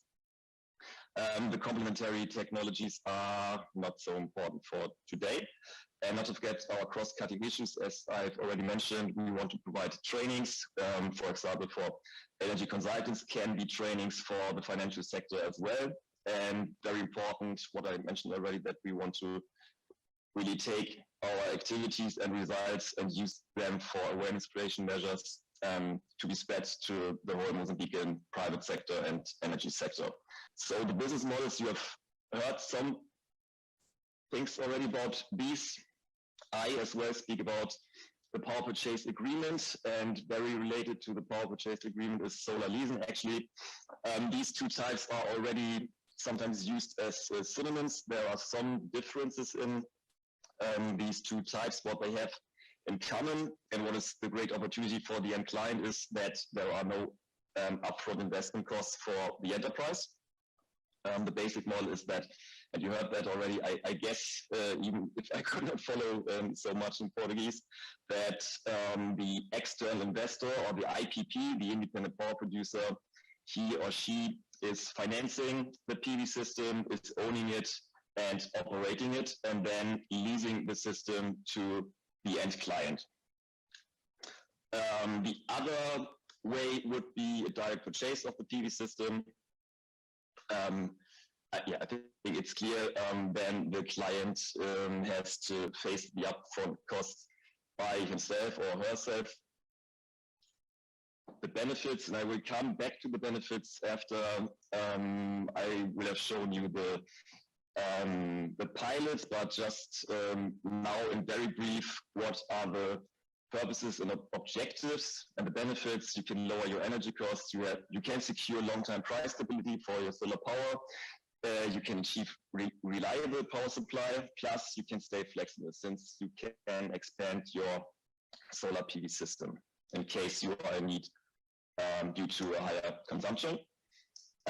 Very briefly on our approach, what have we done to bring the different sides to one table? First of all, we collected necessary data from the clients, meaning the ProEcon partner companies. The partner companies in our program, we developed a database, validated the data, and put all the data into a proper shape, meaning to illustrate them in a PowerPoint. In parallel, we researched for potentially interested IPPs or investors who might have an interest for these medium-scale PV plants, speaking about usually plants smaller than 1 megawatt. And we try to identify investors who are already experienced in African countries.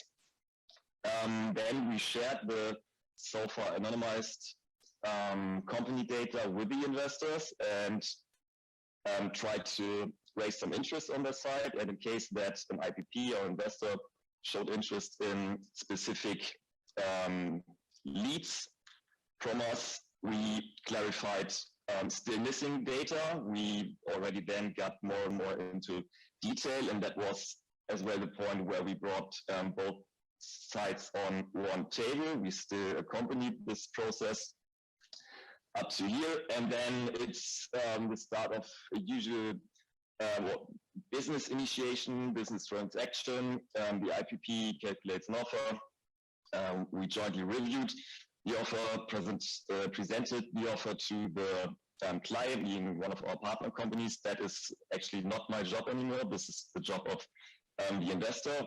And hopefully we come to contract conclusions quite soon with our pilots. So when you have 1 to 2 minutes. 1 to 2 minutes? Yeah. I tried to make it really quick.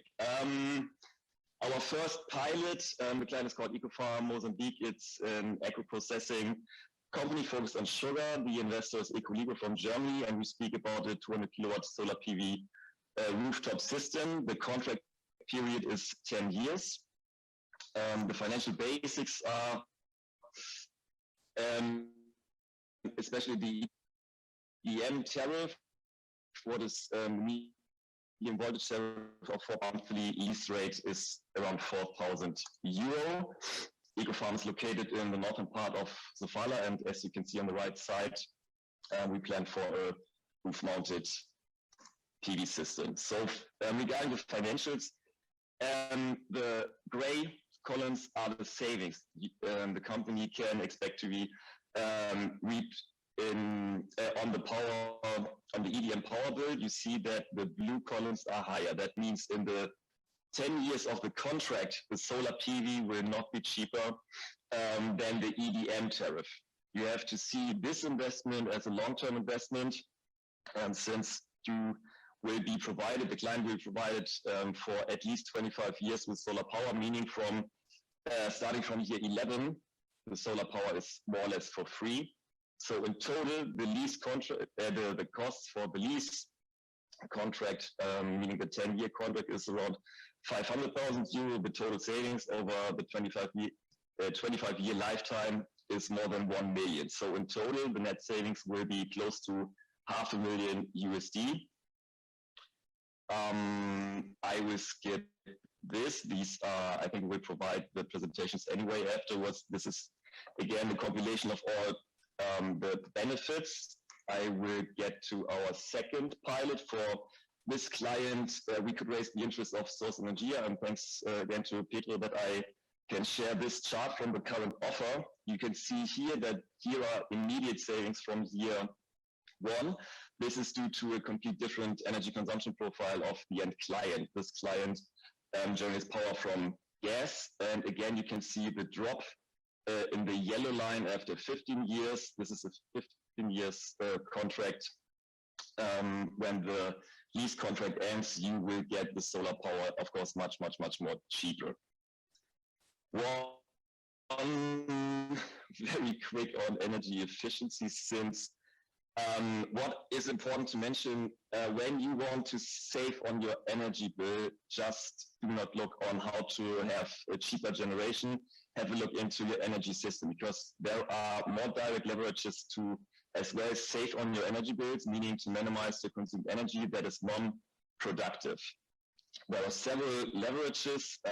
What we've learned in the past, especially in other African countries, is the most important levers are the compressed air system and its leakages, the steam boiler and steam system and its leakages, and heat losses. There are opportunities to face these problems. What you can do as well, not directly in the energy system, is to have a look at the building envelope, a proper generator sizing, power peak shaving, and so on. I would really like to go into detail with these opportunities, but I do not have the time. One result to, again, come from the theory to practice. We did this in 2016-17. This is the result of a comprehensive energy efficiency audit we did with a steel factory in Nigeria. The annual energy savings totaled to more than 6 million kilowatt hours. It's a steel factory, so a very large scale energy consumer. The energy savings equal to 90% reduction of their 2015's energy consumption numbers, or in other words, in monetary words, they could save up to 130 million naira. Back then, this were 660,000 USD, what equal to almost a 60% cost reduction of the previous year's power bill. So the message, I think, is clear. You can really save money through increasing your energy efficiency. On the right side, you see all the measures, 30 measures. Some are low-hanging fruits, meaning no investments really required, very short payback periods, and others are investment related, where you have payback periods of 4 to 6 years. I guess I have to stop my hair. As I said, please get in touch with me in case you have questions, and we can clarify these afterwards. Thank you. Thank you very much, Torben, for your presentation. I'm going to switch back to Portuguese. Thank you very much, all speakers, for your presentations. Many participants asked some questions. José Mestre, are you still with us? Can you hear me? Yes, I can hear you, Mayra. We have two questions for you. The first question is the following. Is there any background or of projects that GetInvest supported in Mozambique, and if they are currently implemented or will be implemented? And the second question is, we are interested in getting technical support from GetInvest. So how could you get in contact with you? So you can answer both questions, or you can share your contact. Regarding projects that have been supported by GetInvest, as I said, as I showed you in the chart of surface support from GetInvest, we support companies in different ways. Regarding commercial and industrial company support, we have just started, and we don't have any results that we can share now we are working with around 10 companies in order to support in technical and finance procedures of their facilities. So we hope that in the beginning of next year we have some results to share. Of course, the support from Getting Fast will generate business opportunities for companies such as construction companies and service providers such as Source Energy, and companies that we supported or we will support will be shared by our partners Aler and Ahmed. So I invite you to follow these associations' web pages and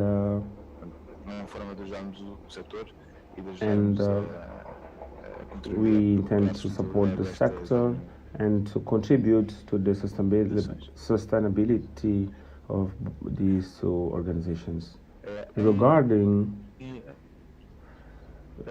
support, some companies would like to remain unknown, so our support is confidential. However, we can share one support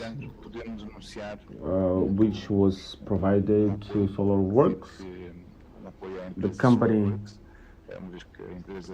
allowed us to share the support. Solar Works, we've been working with Solar Works for a while in order to help them to provide funding to grow in the Mozambican sector. So Solar Works is a company which was supported, and you can check for more details on internet on our webpage. So we will try to share the examples as we support companies. Regarding our contact details, I think that it's not hard to find my contact on LinkedIn, but you can find José Mestre on LinkedIn, and I'm sure you'll find it. So the presentations will be shared with you. So our contact details will be provided by Aler and Ahmed. Ok. Temos aqui mais uma pergunta que we have one more question. What are the key criteria for projects in order to make a financial feasibility analysis? Do you want to leave the question to Mark about that, or you will answer? I'd like to handle this question to Coutinho. Pedro, you can answer. Of course. Could you repeat the question? What the question is? What are the criteria? What are the key criteria for financial feasibility study?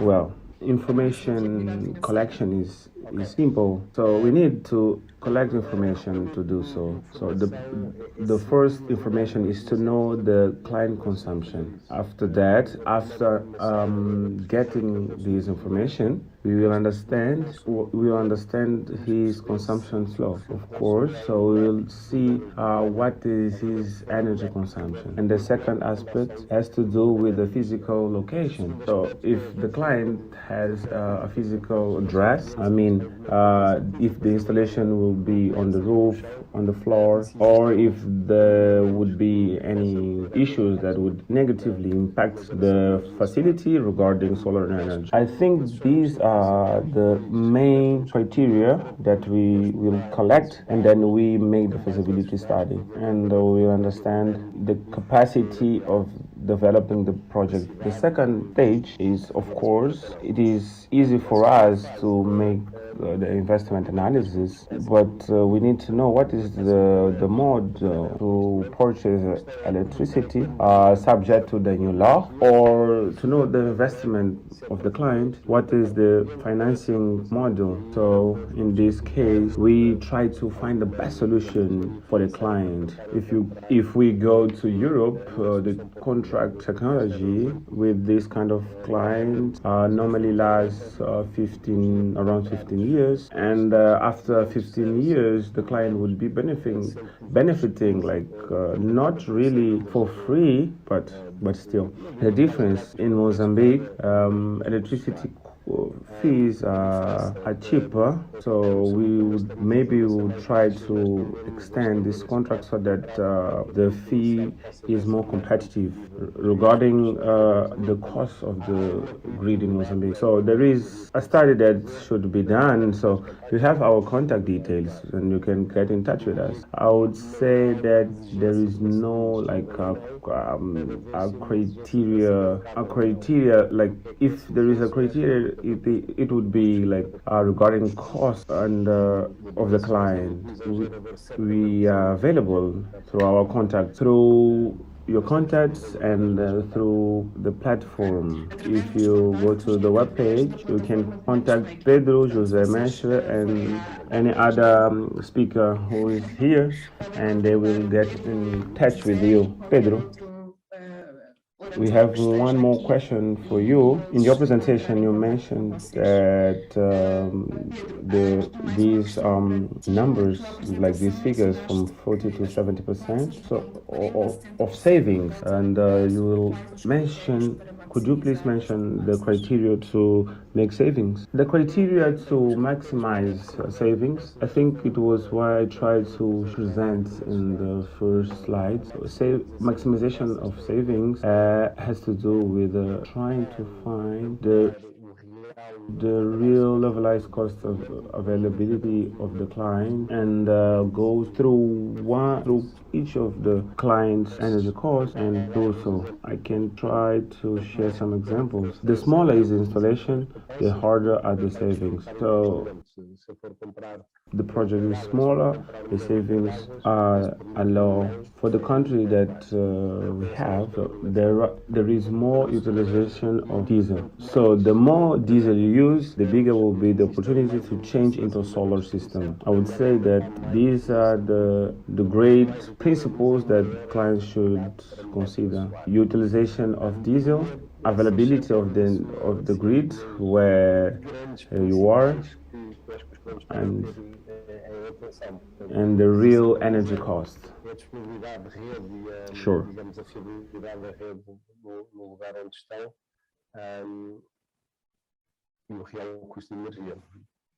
Thank you very much. Now we have a question for Fernando.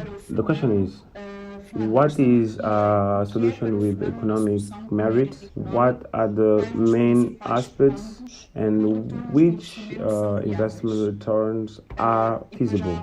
And the second question is, how can renewables will industrialize Mozambique? Sim, perfeitamente. Eu diria que aqui o ponto é que esta tecnologia é tão nova que os riscos de entrada já tiveram que ser aceitos por alguém. E nesta altura estamos a implementar a tecnologia aqui. E a verdade é que os padrões de retorno que ela tem na Europa, por exemplo, são muito mais rápidos. Existe fiscalidade que apoia. E, portanto, para além disso, existe uma conjuntura de taxas de juros historicamente muito baixas.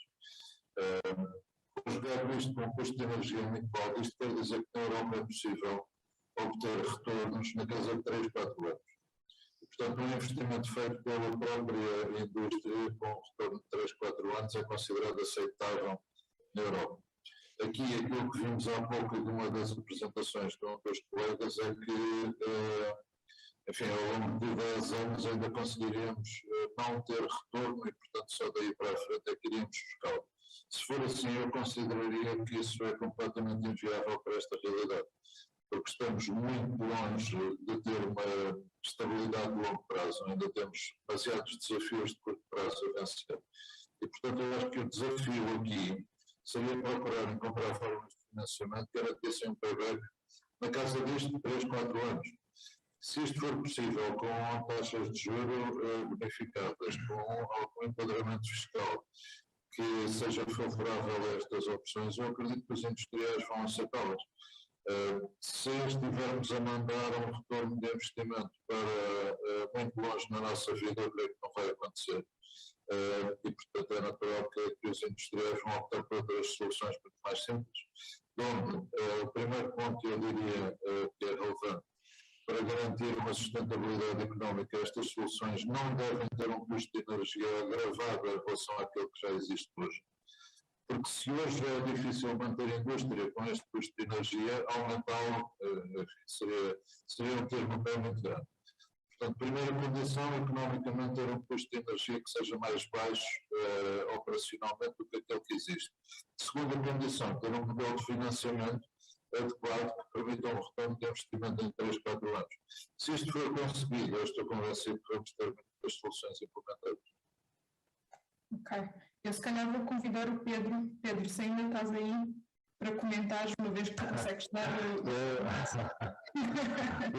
Obrigado, porque eu até ia tentar interromper. Pedro, would you like to add some information? Yes, I even tried to do so, but I didn't want to interrupt his presentation. But I would say that Fernando's answers are real, and the challenges are real as well. Our role here is to support industries. In order to support industries, the first aspect is the energy cost. I would say that the cost of energy in Mozambique is wide compared to international framework. Actually, there is a challenge for industries in Mozambique. However, I think the current energy sources, namely EDM, are sources that have an ongoing cost. We can see that EDM has many electricity fees. I would say that 50% or more of the electricity provided by EDM, it is bought from the private sector, I mean. And of course, there might be many bindings such as buying in US dollars. So this ongoing EDM cost is real. The second aspect is regarding the investment. I tried to share an overview in my charts. Let's imagine a facility that is operating full-time diesel. Probably in 2 years before having the return, the industry would, for instance, would be operating in Madola and with a good electricity quality using a generator. I think in this case is difficult because of the prices. I think I would say that there are some cases where we have a return in 3 or 5 years, and the average case is in 6, 7 years. And another aspect is the sale of surplus. Even at EDM, they have a regulation for the sale of the surplus. One of the cases is the sugarcane plant, and the sale of surplus helps reducing the payment deadline of these industries. So it is not that obvious, that clear, such as in Europe, because they are more developed. If it is possible in Mozambique, yes, it is. So what is needed is to carry out some studies, engineering studies, in order to understand in real life. I would say that this is not applicable for everyone. It is case by case. I think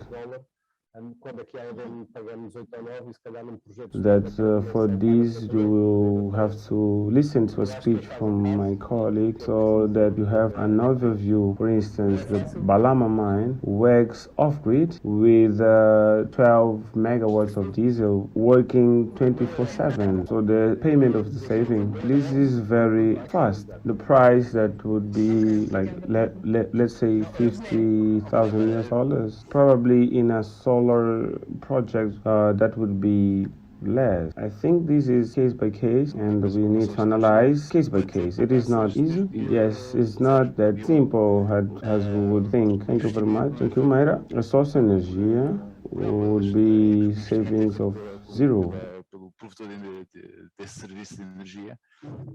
For one, because the investment is not done by them, it is by the energy service providers. So, however, besides, the savings are not that important compared to an own investment, but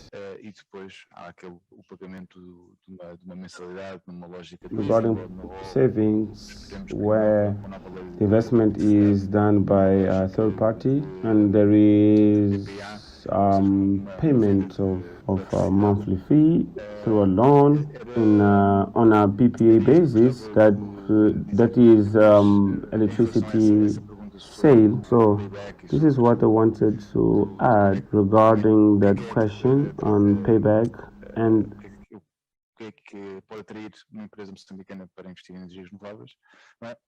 what can attract Mozambican company to renewables.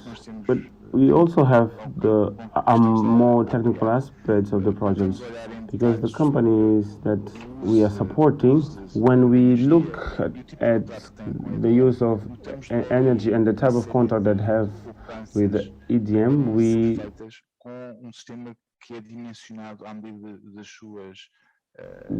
see straight away savings that can be done by a system that is based on their needs and based their contract with EDM. So the saving is not really related to the units of energy that is consumed, but comes from the reducing of the consumption during a time, and that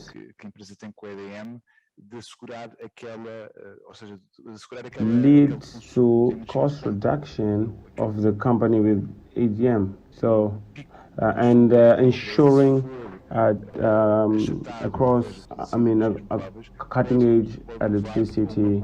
If the high consumption of the company is linked to the renewables, can save more costs. So, for instance, the reduction of electricity units which are consumed. Thank you, Mayra.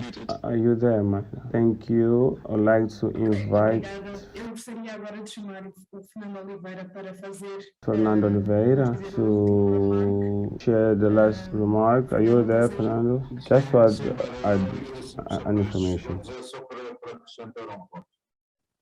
Regarding the transitions that had place in Europe, in the US and other regions in the world, they did not discuss like economic issues like we are discussing. Since we are in the private sector, it makes sense for us to understand the economic issues and the financing models of these projects. But there is an aspect that I'd like to stress, is what are the support which were provided in the economies and need to make part of this kind of projects. That is in corporation level. I think it is important because if we have this component, economic and financial component,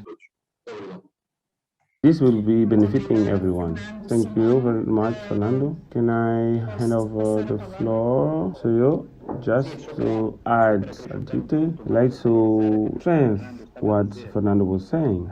The important thing is that we do not lose the economic feasibility of the projects. Of course, having a greener energy and a country that invests on renewable energies is very good.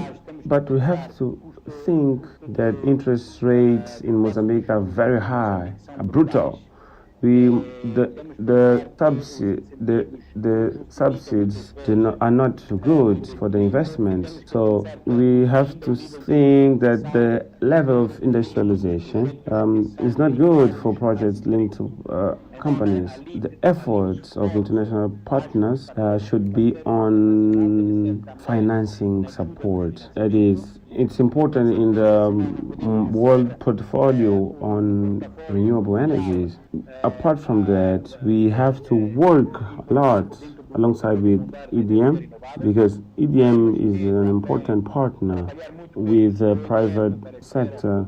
So basically, of course, technical assistance will provide the support, but we cannot think that the great renewable investment is only for greenwashing. It also has to be investments that are sustainable in order to get a good kickoff, I think. Obrigada, Simone. Thank you, Simone. I'd like to thank all participants that commented on chat. Milad Mashava, José Jafar, Philippe Sitor, Jules Kant.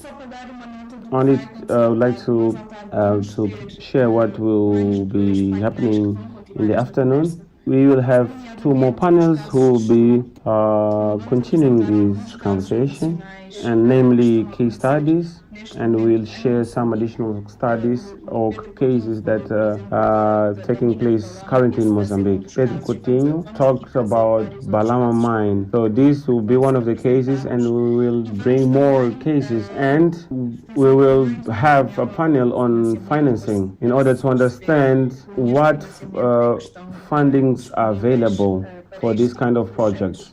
So on behalf of the organization and on my behalf, I would like to thank the participation of everyone. Now we shall break, and we have to recharge our energies and have lunch, and we will be back, and I think at 2 p.m. and we will start with the case studies panel. Thank you very much. Now, I'd like to open our session on renewable energies for self-consumption in Mozambique. This morning, we had an opening session where we had Dr. Marcelina Matavella, Dr. Tirikun, and we had Ambassador Mr. Antonio Gaspar from European Union delegation in Mozambique. This panel was followed by institutional framework done by Dr. Olga Chavo from EDM and from Guilherme from GDA, Daniel Adrugach, and lastly we had the panel on advantages and benefits of self-consumption, where we had José Mestre from Get Invest, Turban Voss from Consult Proicon, Fernando Oliveira from AIMO, Saman Sant from CTA, and Pedro Coutinho from Source Energia. This afternoon, we'll open this panel, which is named the current study cases, and I will switch to English since great part of our speakers are English speakers. We faced some technical issues in this morning, and now we have the simultaneous interpretation available. Good afternoon, everyone. The objective of this panel is to present concrete examples of self-consumption in Mozambique in order to inspire other potential customers to implement similar projects. Today, we are going to start our presentation with Leonardo Schwalbach from Midal Cables. Good afternoon, Leonardo. Can you please turn on your camera? Afternoon. We are very excited to have you here. You can start your presentation. Okay. Can I have the slides, please? Or must I share?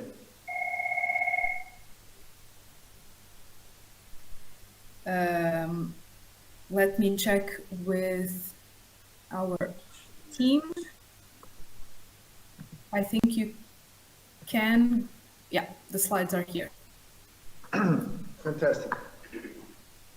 Afternoon, everybody. My name is Fernando Oliveira, as Maíra introduced me. I'm the sales manager for SADC on Midal Cables International. We recently built up a PV plant in our roof, which I'm going to briefly show you how it works and how it's implemented. Can I have the next, please? Next slide, please.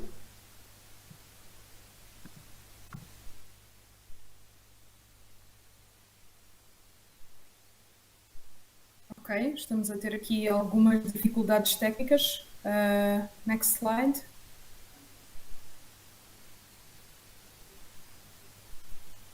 Maybe Leonardo, talk to us a little bit, maybe an introduction about Midal and what does Midal do and the relationship with Midal Solar. Yes, Midal Cables International, it's a company that initially comes from the Kingdom of Bahrain in the Middle East. We have around 3-4 factories around the world in Bahrain, in Mozambique now, and in Turkey as well. We also have a sister company in Saudi Arabia.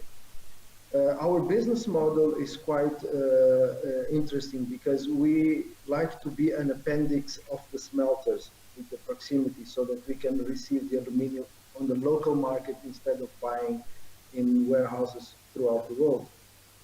So we decided to come here to Mozambique mainly because of the location and the smelter Mozal, in which we receive liquid aluminium from them and we start our casting process. That we, on the first factory, we make the aluminium rod and alloy as well. We make our own alloy. And we also sell this kind of materials, rod, it's mainly for electrical application. And we sell all over the world, USA, Europe, you name it. South Africa is one of our biggest customers as well. And there you go, the slide. So I'm just going to finish. And on the second factory that we have, we get our rod and we do the conductors for overhead transmission and distribution line. We don't do insulated, only bare naked aluminum based, all types of conductors. Okay, so we decided to, because of the challenges that we have here in Mozambique in the electricity sector, we decided to invest in our plant by making a PV plant. So we decided to open a company, a sister company from our group called Midal Solar, that we are busy putting up projects all over the world. We are very international. So we decided to, here in Africa, to do a pilot project in Mozambique. So the Midal, and now I'm going to talk about Midal Solar, that's why we're here. So it's a subsidiary of Midal Cables, as I told, and the company was founded in the 4th quarter of 2019, like officially founded, but we will start talking about this since 2017. And we are a developer leveraging the resources in the Kingdom of Bahrain. At the moment, we have 2 active projects and several other projects in various stages of techno-commercial discussions and finalizing the financings, etc., etc. The first project that we did was in Ascar, Bahrain. We already installed the plant in one of our companies as well. The second project is the one that I'm going to talk about briefly here in Mozambique, in our roof. And we have a third project of 20 megawatts in pipeline in Bahrain now. Our business line is to provide renewable energy solutions, from solar, you name it, and PV plant erection and commissioning, including, in this case in Mozambique, integration with EDM. Our focus are in commercial and industrial sectors. We don't do small installation for houses. We go more for businesses. Okay, can I have the next slide, please? So what we offer is a system design, then the products, structures, cabling, etc., the integration, installation, commissioning, and the integration with the local utility, and support in financing solutions. we can create a link between the customer and a finance institution for this project. We work with a lot of banks, with a lot of finance institutions, so we have a good relation with them, and we can advise on that as well to our customers. Next one. So these are the motivations, the three main motivations. There was a lot more actually, but these are the three main ones that we would like to speak about. We had a huge necessity of going green. That is the new worldwide trend, and we all need to do our part to the environment. We are in a place we should be responsible for our surroundings. So that's why the main motivation of going green. Then there was the cost savings as well. Annual increase of the EDM tariff here in Mozambique, it's very high. So when we started, it's already gone up a lot. So this, you have some impacts in our businesses. And at the moment, we are saving on average 20% on our electricity bill, which is very good for us. The third motivation was that we had a necessity of an uninterrupted power supply source, because with the fluctuations of the power quality of the grid, which are very high, gives us a lot of stoppage time in our production line and generates a lot of scrap. But a lot. Our line is continuous. If we have a small fluctuation, we need to stop, open the machines, manually remove all the aluminum that normally it's very hot, scrap it, and then start the process all over. This is a process that is very time consuming, and in this business time, it's a lot of money. So we need to improve our pricing, improve ourselves. The case study for this PV plant in Mozambique, the project location is in Mozambique, Belo 1, more specific, next to Mozal smelter. The capacity is 2.161 megawatts, more or less. The system type is off-grid at the moment. Our annual yield of kilowatt hours is 4,294,000. And the payback years, we are expecting to do it in 9 years, well, let's say 10 years. Okay? There you go. Next one, please. Yes. So we have a hybrid solar system that consists in a solar panels, a hybrid system controller, where we also receive the grid power, the power generators for backup, and the UPS batteries. And this is all linked to a monitoring system that we have, that we do it live. We can monitor the generation live, and if there's any issues with the panels. Next slide, please. So this is what I could get from the last 30 days of generation. You will see that the graphs obviously fluctuate a lot. There is, because of the sun incidence on the, and also the days that the line was stopped. When we are not working, or we had a lot of preventive maintenance schedule and some breakdowns, to be honest.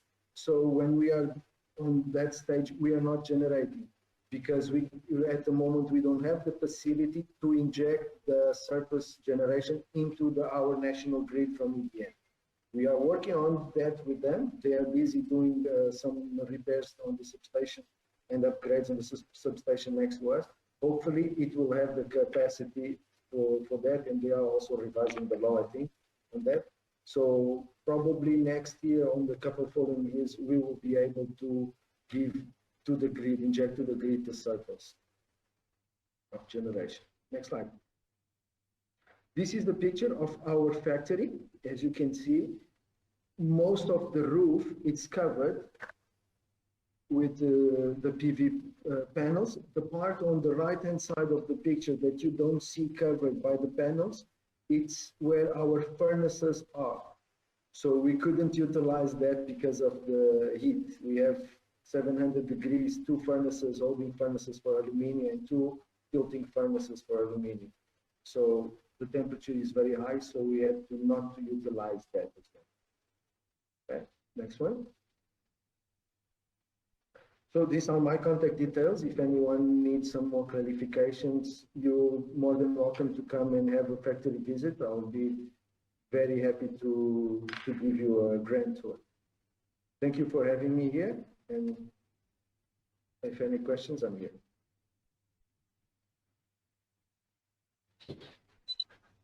Muito obrigado. Muito obrigado, Leandro. A Maíra teve aqui um pequeno problema técnico, mas já vai voltar. Obrigado por esta. Thank you for your presentation. Thank you for illustrating these important aspects of production, and also I think it's the visuals really help. So thank you very much. I think next I would like to please call Mark. Mark Crossley. Hi, please proceed with your presentation, and thank you very much for being here. Thanks, Ricardo. So I'm Mark Crossley. I'm the head of commercial finance at Solar Century Africa. I just want to give you a brief summary of our Balama mine project in Mozambique. Next slide.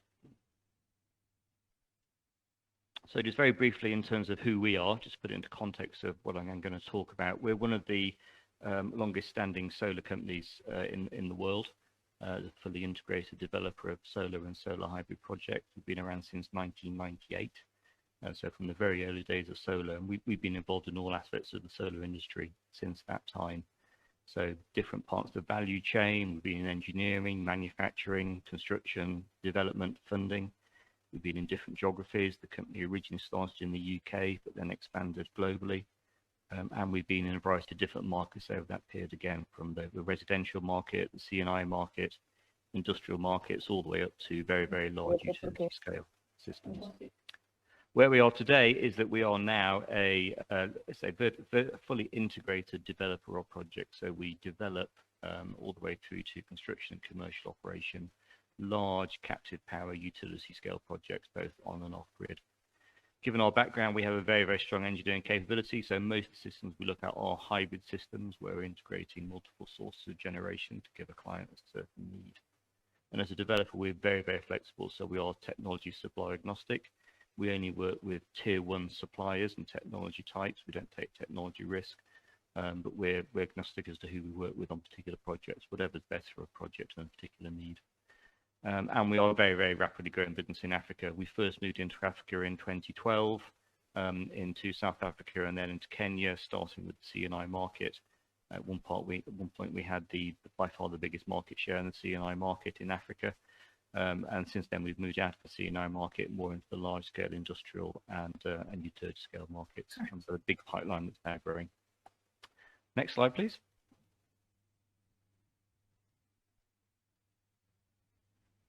So to give you a very few examples of the kind of companies we work with, I say we are technology agnostic. We don't mind who we work with in terms of funders, co-developers, asset owners.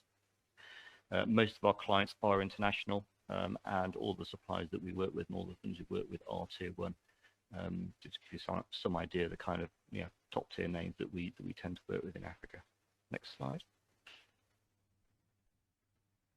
So the Balama mine itself, I'm not sure if that's familiar to any of you at today's session. It is in the north of Mozambique. It is in Cabo Delgado, fortunately not in the risky area, but it's an interesting part of Mozambique to be working in. And Balama is a graphite mine. It's making high-grade natural graphite. Most of that is going into the electric vehicle market, certainly where its big growth is coming from. It is an existing mine. It's been in operation since 2019. It's a long-duration mine. One of the top tier mines in the world, producing this grade of graphite. It's owned ultimately by an Australian parent company listed in Sydney, and it has a strategy itself of becoming one of the leading global integrated producers of the high grade graphite that goes into the battery market, and particularly what feeds the EV market, and being one of the main producers in that outside of China, which is a dominant force at the moment in making graphite for EV batteries. So unsurprisingly, the mine itself and its parent company has been keen for a while to work out what to do in the renewable space. And they were very keen to get off of their existing diesel power. They're fully off-grid mine, so entirely reliant on diesel power at the moment. That's expensive and of course has carbon emissions that come with that. They're looking to introduce renewables, as I say, to bring their costs down. But of course, as a miner rather than a solar company, they were less sure about how they would want to do that. Next slide, please.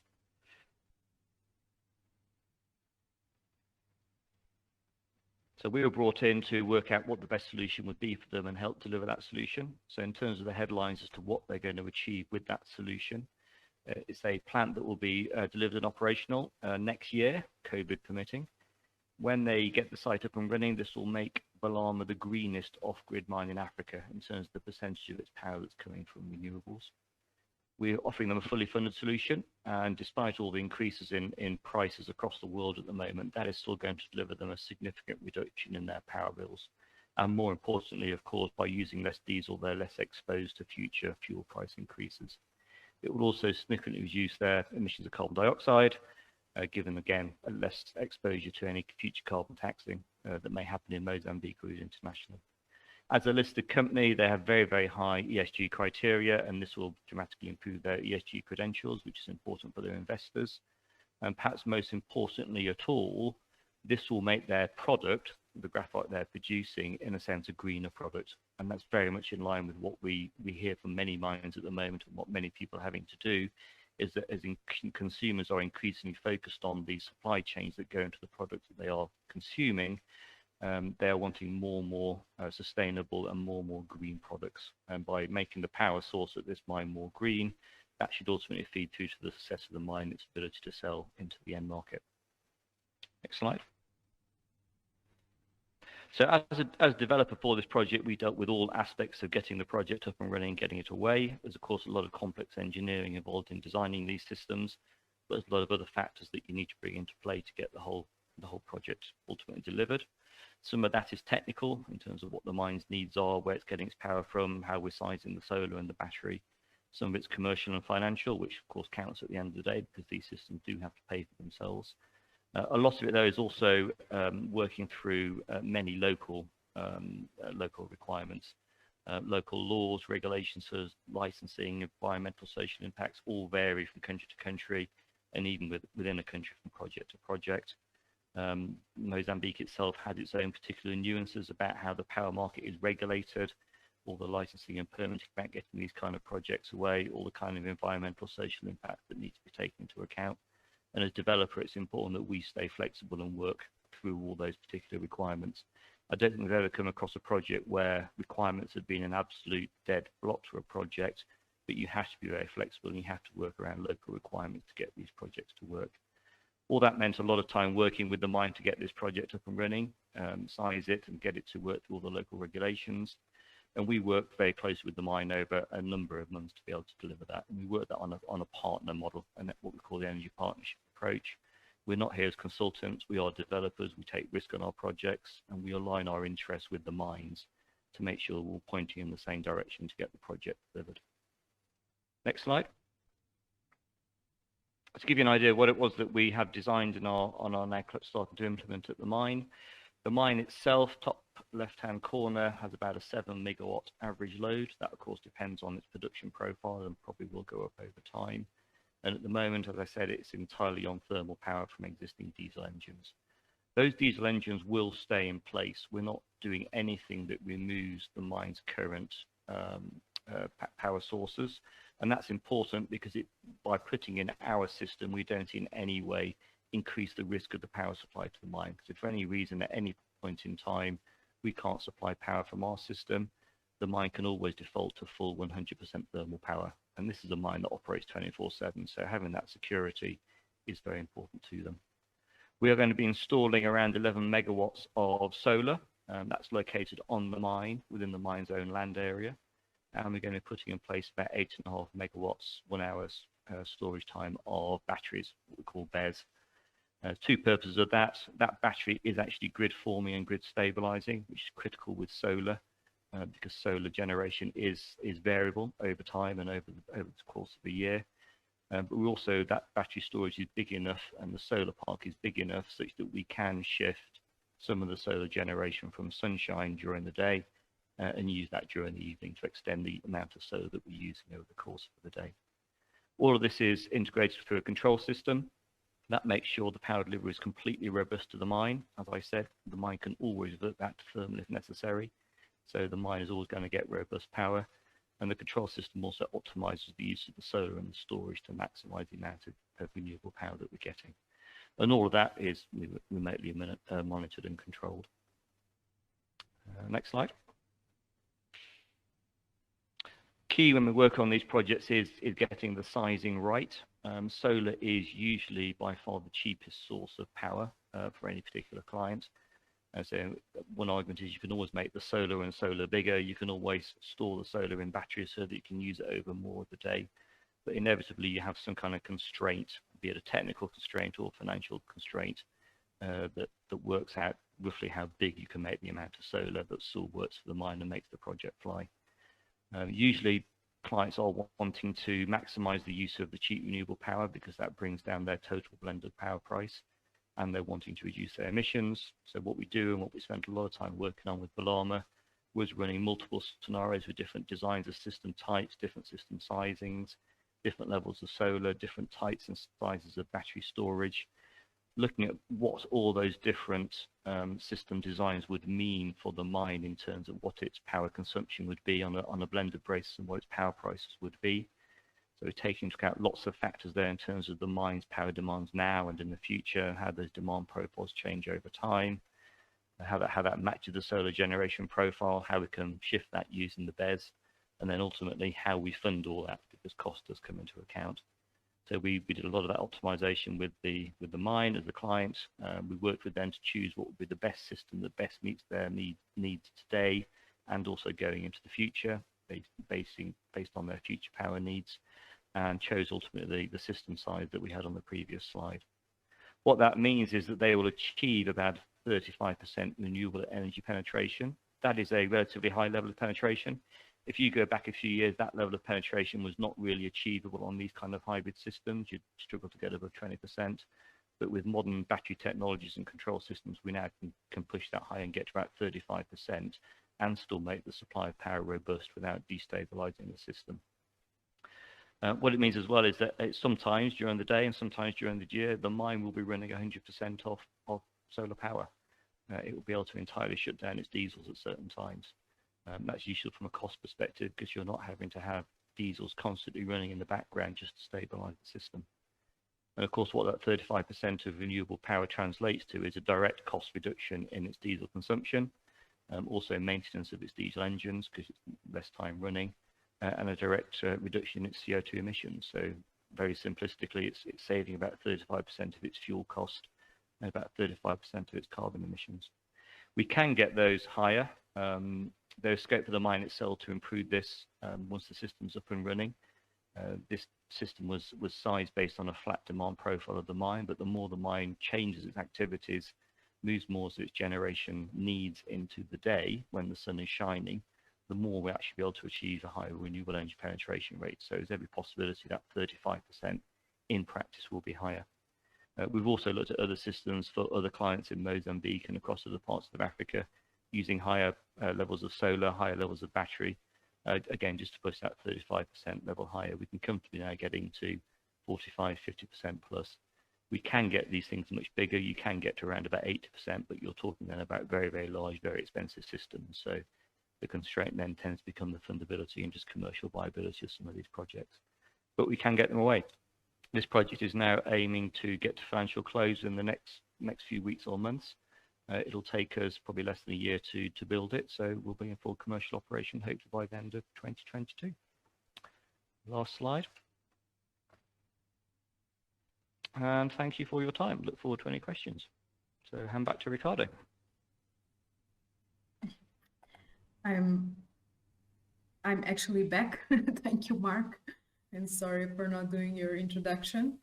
Thank you very much for your presentation. I would like to call now Justin Pangeli, the founder of Captive Power Limited. Thanks, Mara. Thanks.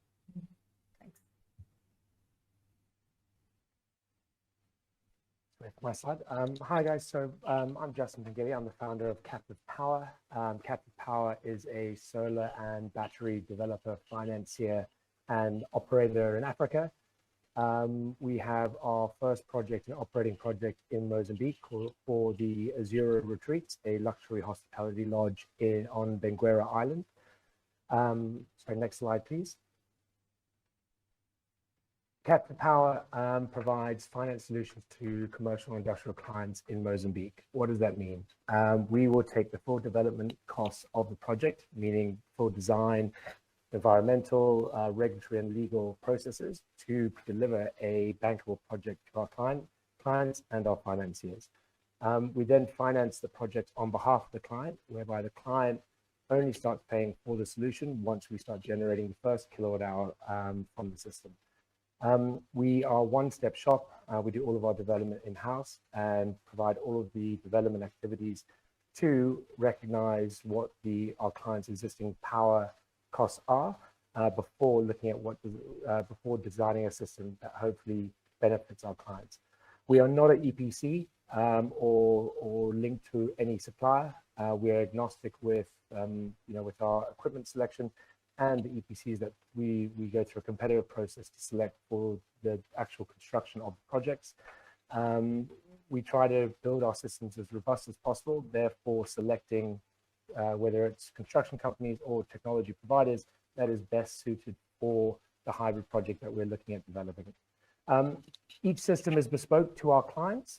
We go through an energy audit with our clients in a collaborative manner and work out what the actual cost of energy is to our clients, whether it's from legacy diesel generators, whether it's from EDM.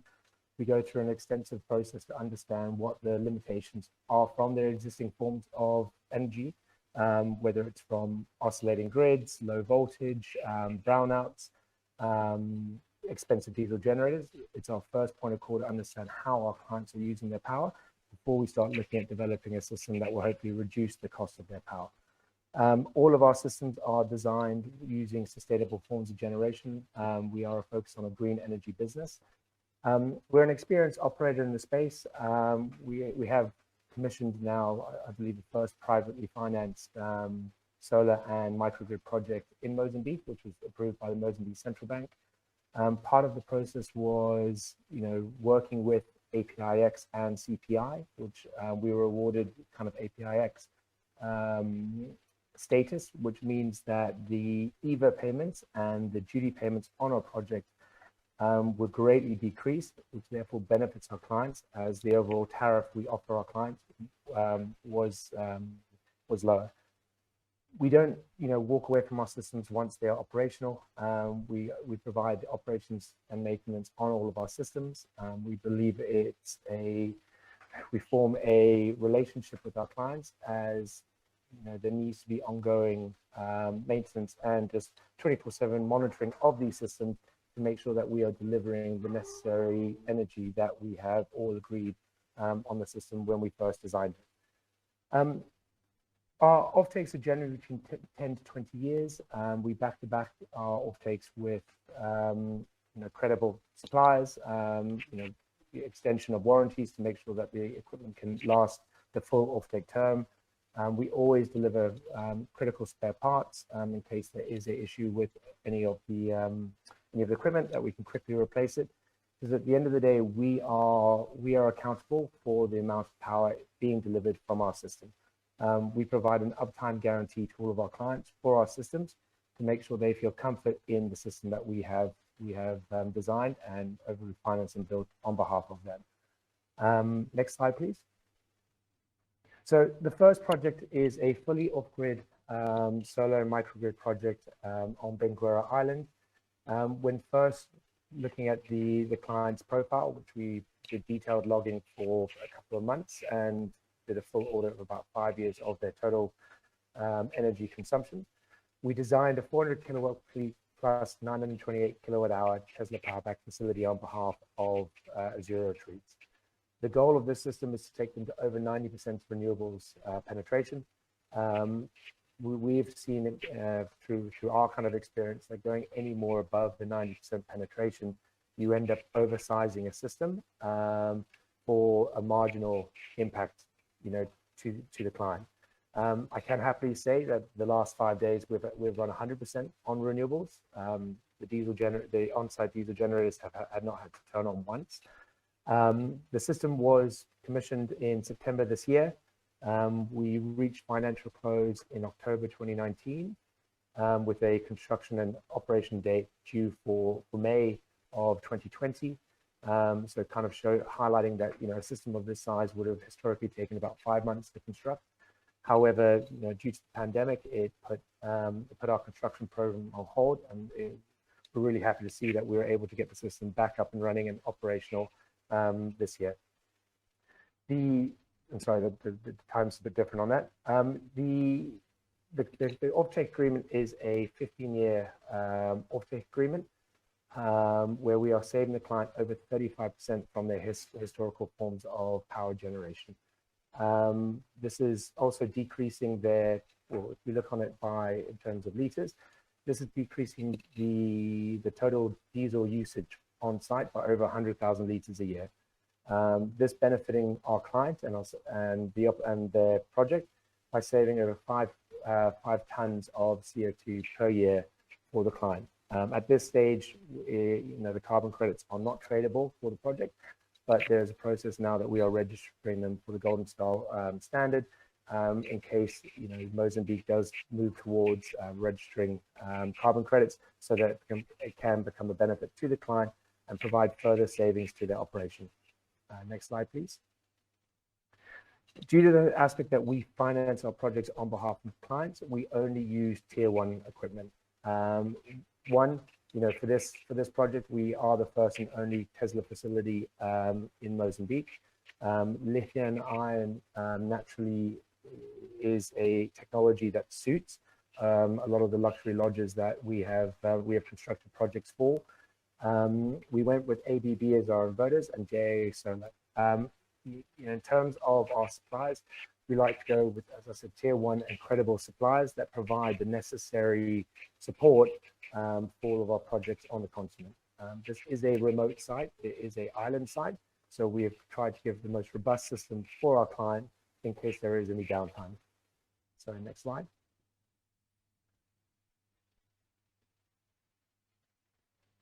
I think now talking about the benefits of a captive power solution. One, decreasing carbon footprints with everyone's awareness towards green energy.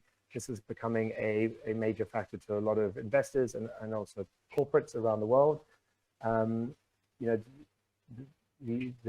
Azura resort is in the archipelago, which is a heritage site. Again, the client was extremely willing to start transitioning from their legacy diesel and gas generators to a more sustainable form of generation. The reduction in noise pollution, the guests have mostly recognized, and especially the staff, the reduction in diesel usage and the lengthy times of quiet. I believe bird life, they've noticed that bird life to the resort has increased. They are the first sustainable resort within the archipelago. Job creation, part of our process was upskilling various local construction groups so that they could perform the works. Why? This means that, for our next projects in the region, we now have a skill base that we can lean on to further reduce the total cost of these systems and also provide the local support that we need when managing these projects on the continent. And looking forward to having any questions fielded at the end. That's me done. Thank you very much, Justin. Really interesting presentation. So we will now change again to Portuguese. Francisco, estás aí? Francisco, are you there? Olá, já cá estou. Hi, I'm here. Can you hear me? Perfeito, já te conseguimos ver e conseguimos We can ouvir. see and Então, hear you. Francisco Pereira dos Santos, So, Francisco Pereira dos Santos, manager of JFS Group and member of AIMO. Good afternoon, tarde and e podes you fazer a tua can apresentação. make your presentation. Thank you. Thank you, Mayra. It's a pleasure to be here with you and with all participants in this very interesting event. And thank you for the invitation. Our case, probably it is slightly different, but it may be interesting to share with you. We have 10 minutes, so let's jump straight away to the topic. Have JFS group presentation. It is very old group in Mozambique. We have 124 years of history. We work in many business lines, and we are one of the experienced companies in this area in Mozambique. We carried out agricultural activities, and we did partnerships with small-scale farmers. We have ferment agriculture with scale. About agriculture, where our projects and initiatives come from. On energy, energy is a new area for us. JFS didn't have electricity or energetic projects. Actually, we only work with conventional fuel retailing. So this area is new for us, for me as well. But we learn a lot. But actually, this energetic area started in agriculture. We work particularly in Nampula and Niassa provinces. We've been working with partnership with over 40,000 families who are our partners, and we have relation with them. We provide technical support, training, as well as inputs for the farming of cotton. All farmers that deal with cotton also farm other crops. So, in our company, our strategy, our mission is to present the best value proposal to our producers, our farmers. So this led us to go beyond what is agriculture, the extension, the agricultural activity. So we have identified other 3 areas where we should intervene in order to ensure a wide and comprehensive development of our partners, so that farmers can produce more and better for them, first of all, but secondly, to produce for us as partners.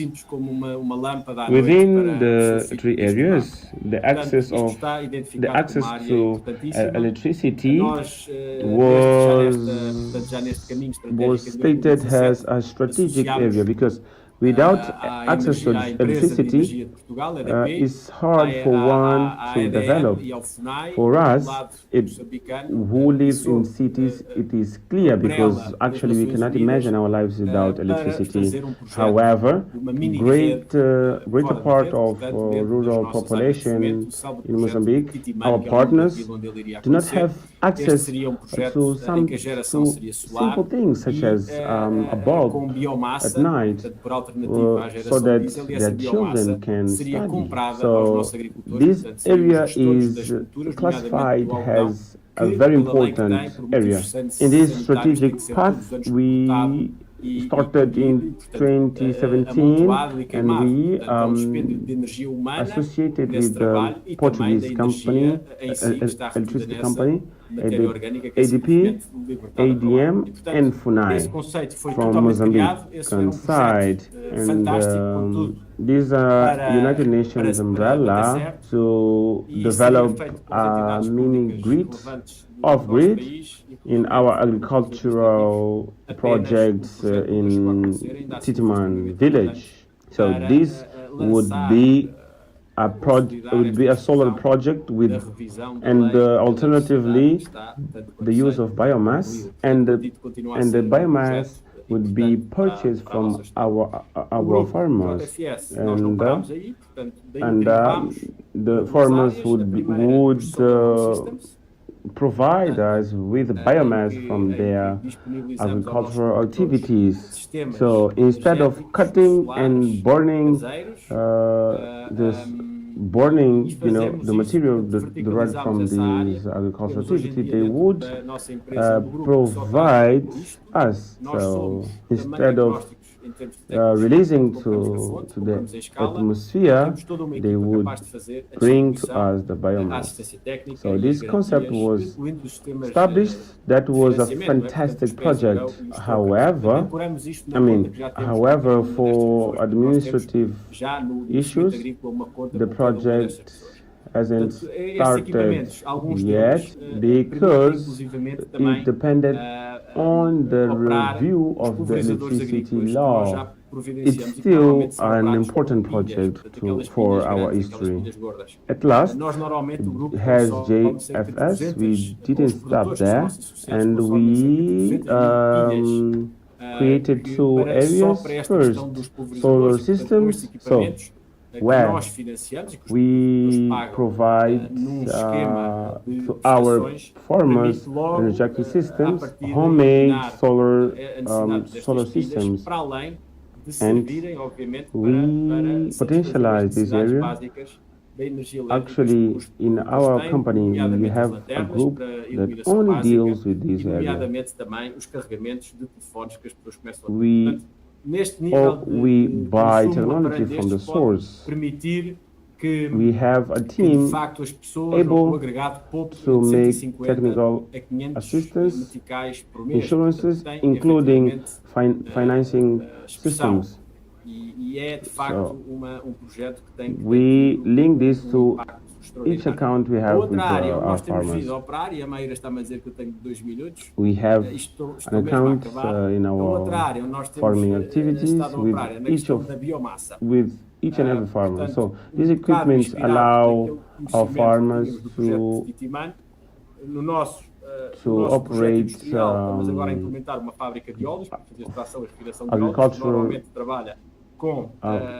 agricultural spraying programs, which are normally, the systems are operated through batteries.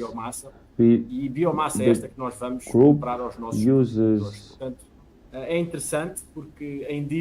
around 200,000 batteries only to spray pesticides.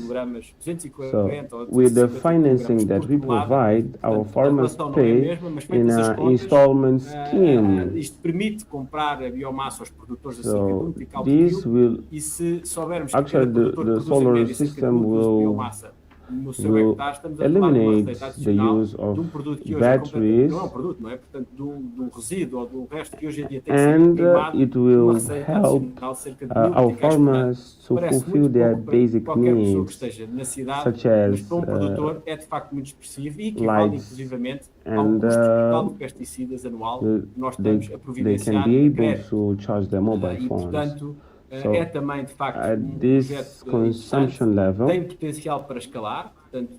can allow households to save from 150 to 550 meticais a month. So it's a considerable saving.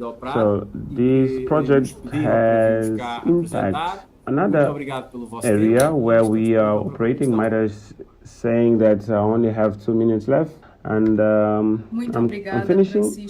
Another area that we operate on is biomass. Inspired on the project knowledge from Titiman, in our industrial project, we're implementing oil refining of oil facility with a vapor that is generated through conventional fuel, because we do not have gas there, and we replaced. So instead of having 2 mills using or rent by diesel, we use biomass. So the biomass we get from our farmers. It is interesting that in diesel, which is important. We're talking about 10 liters for 1 ton of oil that is produced. In terms of biomass, we're talking about 250 kilograms per ton. So it allows to buy biomass from farmers at 1 meticais per kilo. And if we know that, if we imagine that each farmer is producing 1 ton of biomass in 1 hectare, so we can we can say that, for instance, since this is a waste that should be burned, we are talking about a revenue of 1,000 meticals a year, which it seems very little money for someone who lives in the cities, but for a farmer is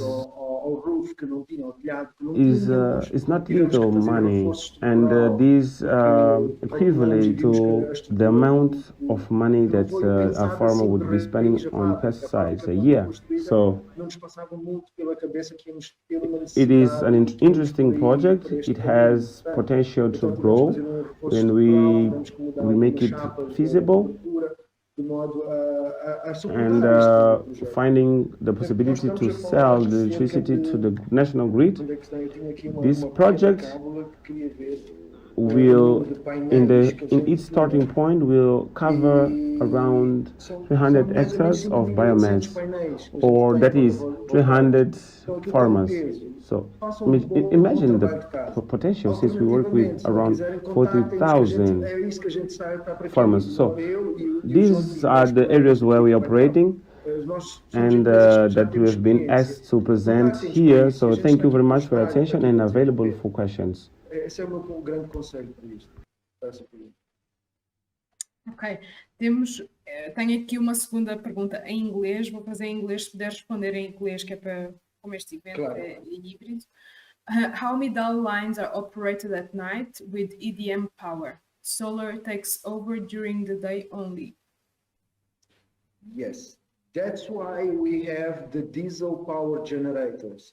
So during the day, when EDM fails or fluctuates, we use the solar. Or when there is not enough solar to power our machines, we use EDM. We use in parallel. It's a hybrid system. And then we have the UPS batteries, that is 360 batteries, 12-volt batteries, that give us 5 minutes. It's just a backup so that we don't have any interruptions and fluctuations. When the solar is not working or EDM is not working, we move to diesel generation. Okay, so at night when we use EDM, we don't have batteries for accumulating the solar. Unfortunately, that wasn't part of our business model because we have EDM, and we opted by having a backup of diesel generation. If EDM fluctuates, fails, diesel kicks in. Okay. Perfect, thank you. I will pass the question now, a new question now to Mark. And the question is, knowing that Solar Century works in a number of different geographies, please share with us the obstacles that are specific to Mozambique. Sure. I think the relevant ones there are around regulation of generation and supply. So you need to be regulated to be able to generate power. What's quite unique in Mozambique is that even for captive systems, if you're setting up a company that is generating the power and selling the power, even if you've only got a single customer, you're deemed to be an electricity supplier under the current regulation. I know these laws are due to change in Mozambique. But the normal model that people hear about PPAs, where independent power producers come in and just sell their power to their customers, is a lot more tricky to get away in Mozambique. And we have to structure around that quite carefully. Other than that, I think most of the requirements are mainly around licensing, permitting. There's technical requirements in Mozambique in terms of having technical competency testers, who owns the assets, who operates the assets. I wouldn't say they're unique to Mozambique, it's just they vary from country to country. But we have to deal with all those, and then all the environmental, social impact type requirements. If we're putting in ground mount solar, of course, we're using quite a bit of land. So if you're relocating people, you have to go through all the hurdles there to make sure you're dealing with the local communities correct. None of these things are insurmountable. It's just there's usually quite a long list of things to work through. Absolutely. Justin, a question to you. You mentioned that if the client were to go on carbon credits, it would have more benefits. Could you please elaborate on how clients can benefit from carbon credits on these projects? The project, Sure. Titimani, We're starting to see in actually South Africa had that many licensed traders lessons to learn can sell carbon credits on the open due market. to the There is actual a dollar value towards context. these. JFS Mozambique, consider from my experience, is still not there. I mean, I do know considers various groups I've spoken about in self-consumption-based Mozambique are all projects trying to to other understand how they can operations. license and effectively set up the platform. So Yes, that we of have a course. Mozambique-centric way Of trading course, these carbon Titiman credits. showed And that's what I was that effectively without highlighting, a that legal it is framework something is that I very know a lot of risky players in this market, other get groups into that this are type of providing kind of these solar things. solutions are working We alongside, spend time I know and myself, lots of money trying to register in the these project, carbon but the credits lesson is in Mozambique. learned. Once they are registered, Actually, they are, on our we strategy, therefore have them as a since different, another element that we are sell focused on behalf of the on client. household-based solutions. Thank We you. have many We have people another that need question. assistance. First, we're going to So, Francisco, and now Titiman I'm moving case back to actually, Portuguese. it O was projeto not de a normal Titiman deixou de village facto muitas because lições. Dado o there contexto is atual, a a JTS great considera projetos de concentration of people. autoconsumo baseados em But we renováveis still para have outras interest, and we have operações? another side of self-consumption where sim, we are claro que sim. integrating biomass to Obviamente generate que vapor Timano mostrou que sem um instead enquadramento of legal é muito imported arriscado avançar no resto fuel. das coisas. Nós investimos So, muito and tempo e we'll dinheiro give revenue to todo the este local projeto, people. mas a lição está lá e, portanto, nós mantemos esse interesse. Na nossa estratégia, como expliquei há pouco, estamos mais focados em soluções ao nível das famílias. Leonardo, Nós temos muita back to you, gente and de uma forma the question is, did you have external support, or you had to undertake the transaction by your own and with your own knowledge? That is all the costs that you had. Did you have any external support? I'm sorry, I didn't get the costs in terms of financing. No.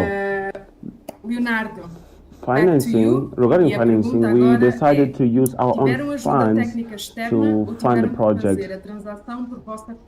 And we started, of course, we conducted many feasibility studies, and we conclude that it was better to use our own funds to these projects. In terms of assembling, commissioning, as it is said, yes, we had to subcontract other companies to do some feasibility studies, and we had the support from EDM, for instance, for some informations.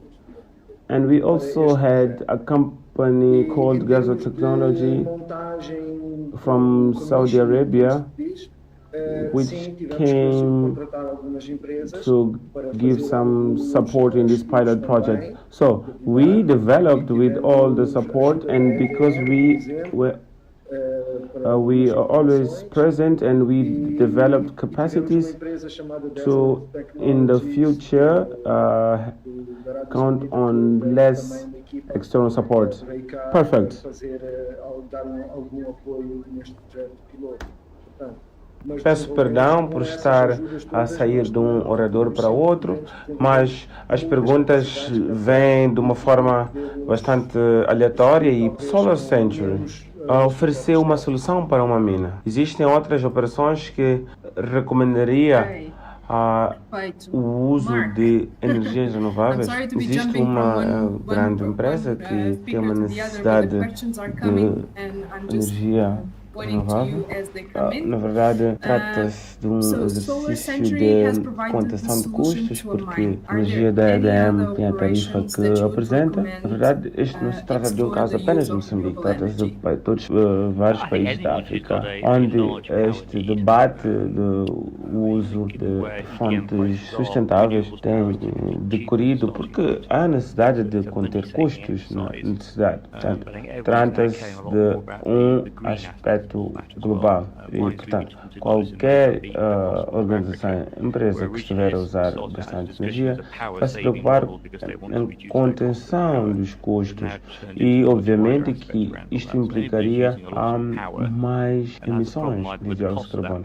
E se Moçambique pretende contribuir para a redução das emissões de gases de efeitos de estufa, deve pensar nesse tipo de soluções. Na verdade, agora, raramente existe o problema de tecnologia. Eu estou ciente de que os problemas tecnológicos são bastante fáceis de ultrapassar e na verdade, trata-se do que o cliente pretende alcançar. Poupança energética, poupança de custos energéticos e redução das emissões de dióxido de carbono. E, portanto, nós trabalharemos sempre de modo a poder responder à procura do cliente. Na verdade, nos dias que correm, não se deve ignorar estes aspectos que acabei de elencar. Já não há desculpas em dizer que não é um sistema fiável, é instável, vai desestabilizar os meus geradores, eu vou ter flutuação da voltagem.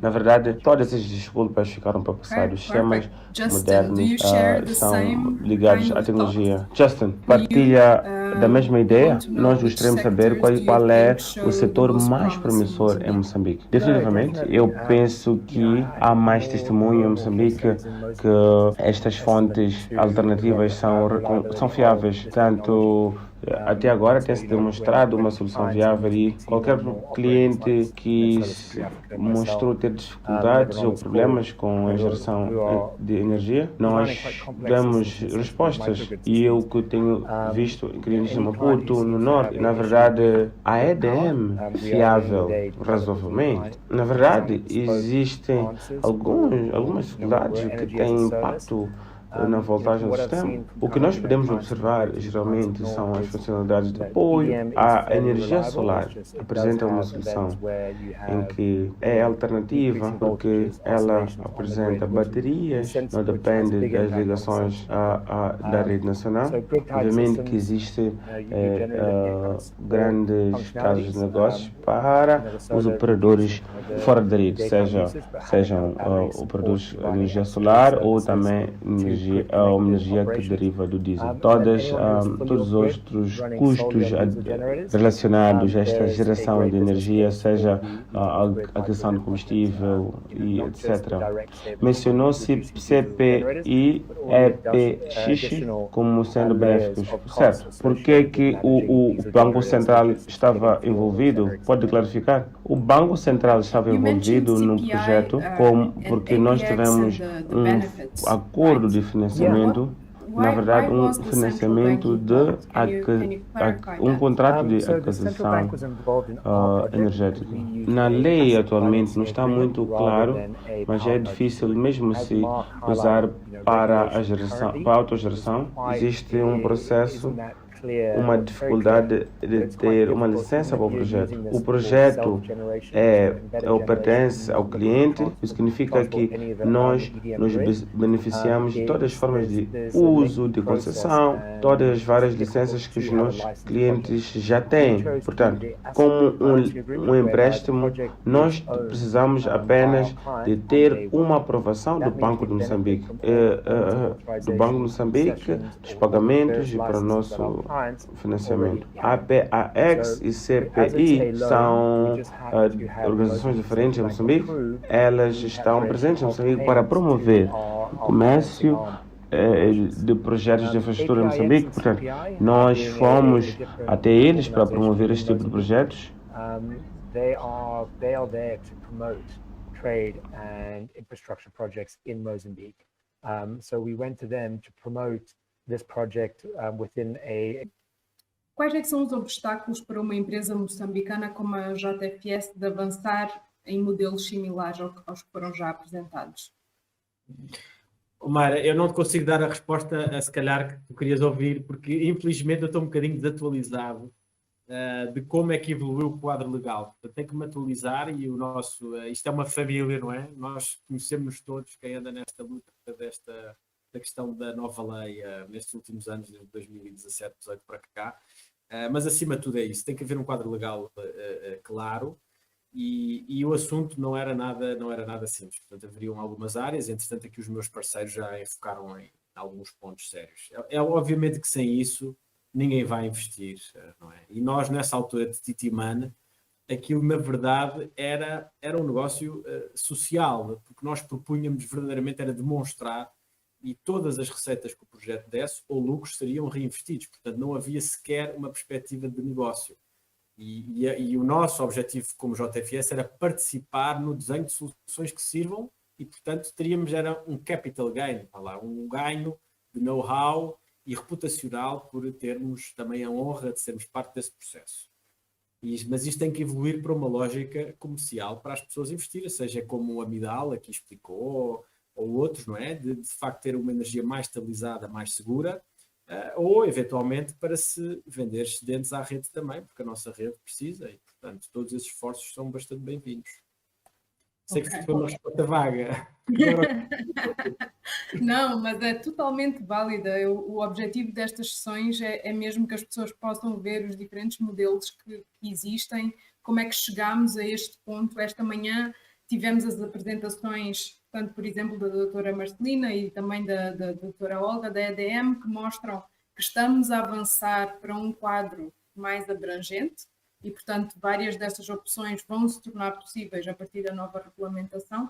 E, portanto, estamos todos a ouvir como é que estes casos de estudo funcionam e funcionaram no passado, sendo que Titiman, como foi mencionado anteriormente, abriu aqui o caminho para que alguns destes projetos se pudessem desenvolver.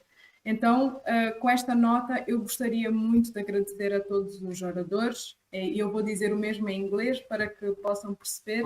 Maíra, desculpa, eu não sei se posso cortar, se temos mais de 30 segundos. A mais-valia que posso dar é que quase todos os outros projetos estão a incidir em solar, que é a tecnologia que está mais madura e para estes projetos mais comerciais a solução está aí. O que Titiman também trouxe foi a questão da biomassa. A biomassa é um feedstock em Moçambique brutal. Sei que não é o modelo perfeito ou completamente carbon free, porque passa pela, seja a gasificação ou a combustão da biomassa, mas ela está presente. Portanto, nós estamos a aplicar essa solução e todos os anos os moçambicanos queimam milhares, 4 milhões de hectares que são ardidos por ano, de uma energia que poderia ser usada para outros tipos de coisas. Portanto, há aqui uma oportunidade e nós, empresários da terra, também temos que enfocar nisso e não apenas o solar. Desculpa. Não, perfeito. E penso que uma das coisas que foi mencionada na tua apresentação anterior, que eu tive a oportunidade de estar, é que vocês têm 45 mil small scale farmers, ou pessoas que estão a trabalhar na agricultura, portanto, todos estes estão a produzir algodão e outras, e, portanto, todos estes apresentam este resíduo que depois que poderá ser transformado em energia. Definitivamente, isto tem que abrir a oportunidade e os olhos aqui de vários moçambicanos que trabalham com a terra para este tipo de sistemas híbridos que podem ser desenvolvidos. Por isso, nesta nota, então, vou fechar este painel. I want to thank all participants of this panel. Thank you so much. It was wonderful to have your presentations. And I hope that more conversations start from the showcasing of your case studies and other people that want to invest in this area look at you, at the pioneers and the people who kind of like paved the way, waiting for the legislation to come. So thank you very much, and we'll see you on the next panel, which is the financing panel. Vamos a seguir ter o painel de financiamento. Muito obrigada e até já. Vamos para um breve intervalo. Muito boa tarde, estamos aqui no nosso último painel, um dos painéis mais esperados deste dia de hoje, que é o painel do financiamento. Portanto, nós hoje vamos ter aqui 3 convidados que nos vão dar perspectivas completamente diferentes do financiamento que pode ser utilizado para este autoconsumo através da energia renovável. O nosso primeiro speaker é Marcus Rother. Marcus Rother vai fazer a sua apresentação em inglês e o Marcus é consultor senior, senior consultant para o Get Invest Finance Catalyst. Good afternoon, Marcus. Good afternoon, Mayra. Muito obrigado. And it's very, very good, very comforting to see the presence here in this panel, as well of a lot of domestic banks and lenders, South African banks and their Mozambican branches, as well as Mozambican banks, and to see that they are very interested as well as Electrify, that is also on this panel. So I think this is very good news for the sector. If we switch to the first slide, so we have heard this morning my colleague Jose introducing the Get It Invest technical assistance platform. So Finance Catalyst, he already mentioned, is the financial arm of the Get Invest platform. We are a network of advisors, and we help to structure financial plans. We help to prepare financial models, and more than anything, we help to reach out to investors, for local entrepreneurs to find and tap into the investor community, and as well as prepare investor communications for this aim.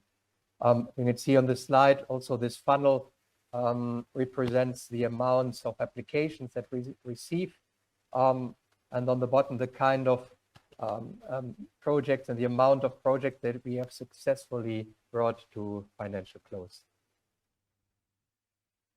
On the second slide, we see the sponsors that we work with. We are not connected to any particular fund at all, so we work with hundreds of different financial institutions, international banks, private as well as public. We have a database, a finance database that you can also reach via our website, and where you can have a first impression of who might be financial institutions for your kind of funding and kind of amount of funding that you have. This database, we are constantly expanding, so financiers that are interested in collaborating with us, please let us know if you don't find yourself in this database yet. I want to now just go into a few cases of companies that we have helped in the past. If you look at our next slide, this is one of our success stories, a successful solar paygo company in Mozambique that has already changed the lives of hundreds of thousands of Mozambicans living in rural areas. Solar Works supplies solar home systems of different ranges, from fridges to charging stations. The customers basically pay small amounts every month in mobile money in order to own eventually their own appliances in the end. So the kind of support that we in Finance Catalyst have given this company, like we first gave them some hands-on advice in how to improve their financial model and their business plan, and help to reach out to the investor community. Eventually, Solar Works reached 3.5 million debt funding also from Electrify in the first stage. And now Solar Works has actually come back, has applied a second time for our help in order to help us to with their second equity raise to finance the expansion.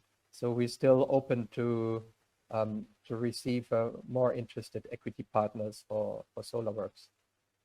If you look at the next slide here, this is also a company which business is within the paygo activities. It's Simo Solar, which has been active in the neighboring countries of Mozambique and focusing very much on productive uses, solar powered lights for fishing and irrigation systems for smallholder farming through their lease to own model. And they also installed their wireless internet platform, and has been a very impactful business as well. It has helped to increase income and to cut fuel costs for a lot of their customers. So this kind of business, I think, is a nice example for a very impactful business that is also, though notoriously difficult to get financed, because a productive usage is complicated, it is maintenance intense, advisory intense, it is often novel. So thanks to our intervention, we helped the Simo Solar improve their business plan and their finance strategy. and to reach out to debt providers, which was difficult in the first stage. But eventually we raised a convertible debt and reached out to Gaia as well as Electrify, and in the end helped them to raise over 2 million euros funding also from Acumen, Chroma, and Impact Capital. So thanks to this, the company has now been able to hire over 100 employees. They tripled their revenues, and they reached out to over 12,000 farmers and fishermen. If we look at the next case now, so this is a very different kind of company. I think it represents also a broad spectrum that we are active in.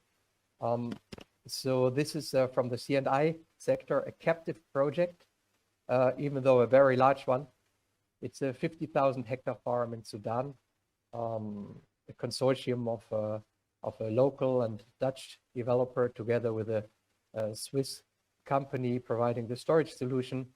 They have developed this really groundbreaking solar farm, including a very large storage solution of 40 megawatt hours.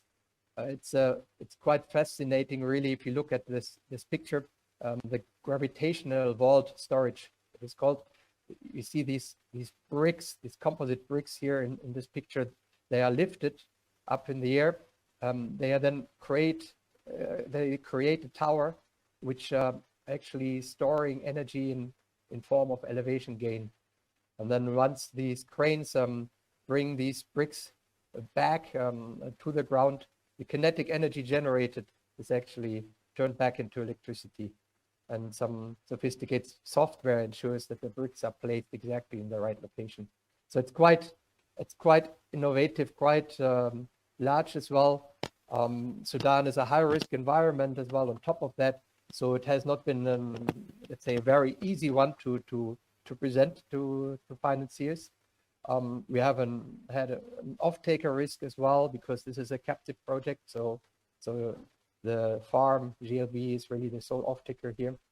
But we basically supported the developers on their business case proposal and their financial structuring, and also to meet international finance principles, and eventually expected a total investment of 36 million euros for this first phase was obtained. If we try to get some learning out of this captive project, look at the next page. What was helpful in this particular project was that the investor also took a stake in the SPV in the end. The EPC sponsors took a very active role. They brought guarantees, and they had very good performance capabilities as well that were proven. The farm had to comply, obviously, with E&S standards by IFC. It was very helpful that the farm itself, the off-taker, has sufficient forex, so they are exporting, so they have access to foreign currency, which is definitely helpful to make this more bankable. And also the regulatory environment in Sudan also played an important role. So if we look at the next stage, the next slide, so we see basically the points that I mentioned, learning from the last case. The C&I market so far, even though it is growing fastly, it is still concentrated in a few countries where favorable conditions come together. In particular, Nigeria, Ghana, and Kenya have been the most important markets so far for C&I. In Kenya, for example, we have seen projects in flower farming, tea industry, malls, public institutions like universities, and so on. We are seeing increasingly storage becoming an element of these projects, not necessarily long-term storage, but as a half-hour grid stabilizer. This is becoming more and more the norm. So what are basically the drivers and the challenges? So the drivers you can see is, of course, the solar, having a good solar resource, having high tariffs usually, so good electricity savings, and often another motivation is also the lack of reliability within the grid.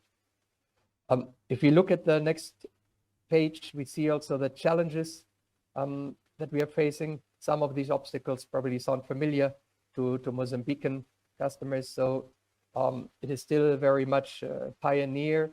We have a relatively small base of larger customers so far. Finance so far for C&I has not been readily available, has been expensive, and collateralization was very high. And also we didn't necessarily have a shortage in electricity here. If we zoom into Mozambique on the next slide, we actually see that Mozambique, despite what might be conceived by a lot of consumers in the market, the cost in the Mozambican market of electricity is actually relatively low compared to most countries in Africa. And the supply security is actually not particularly bad also in comparison. So these are some of the major drivers for C&I. This is not really in favor of creating very strong business cases for large C&I projects so far. So that's why I guess also in this event we are focusing very much on self-consumption. So we are focusing on those cases where the grid is not available, and so those cases where farms may pay very high capacity charges and peak loads. I've seen some cases where indeed, despite a relatively low electricity tariff in the country, farms are paying like 24 cents per kilowatt hour. So these are cases where solar C&I for self-consumption already makes a lot of sense. And I think it will be very interesting to connect with distributors and domestic banks, and also bring them together, maybe in this event or the next event, and talk together and see how maybe distributors can work together stronger with domestic lenders in offering financing solutions to their clients, maybe together with some of the Mozambican banks or South African banks. So if we look at the next stage, what are the kind of clients that we in Finance Catalyst support? So we are, the next slide, please. We support developers, leasing companies, advisors, also financial advisors, banks, universities. We provide development support. We can help to aggregate smaller C&I projects into a portfolio to make them more attractive for financiers. We help with the financial modeling, and can also advise with regards to negotiating PPAs and shareholder agreements. And of course, the discussion with financiers. The next slide shows you our link, where to apply to Finance Catalyst. So this is where you apply, and you get asked a few questions and get asked to attach your business case, and two of our experts review applications, and then usually within 3 to 4 weeks there's a decision whether cases are being accepted. So it's a very quick turnaround. Okay, next slide. You can see also my personal email, and feel free to reach out to me if you have any more questions. Otherwise, I'm looking forward to the Q&A session. Fantastic, Marcus. We hope that you get a lot of emails after your presentation today. There were close to 200 people on the previous panels. So definitely we'll see the interest from the industry coming to you, hopefully. All right, now on to the presentation from Bernardo Paricio from ABSA. Bernardo, are you here?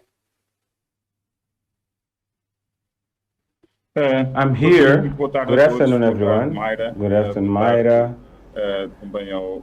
Distinguished panelists, Mike and Corentin. It's a pleasure to be here, once again invited by Ler to speak about the topic which particularly I'm passionate with, which is financing to renewable energy. And it is being implemented in a region where there are good conditions to develop in this sector. So this is an opportunity for me. When we look at renewable energy sector, specifically applicable to industrial and commercial segments, for a country, for a wide country as Mozambique, with several commercial and industrial poles, the opportunities are greater than smaller countries or where there are more developed grids, such as we could see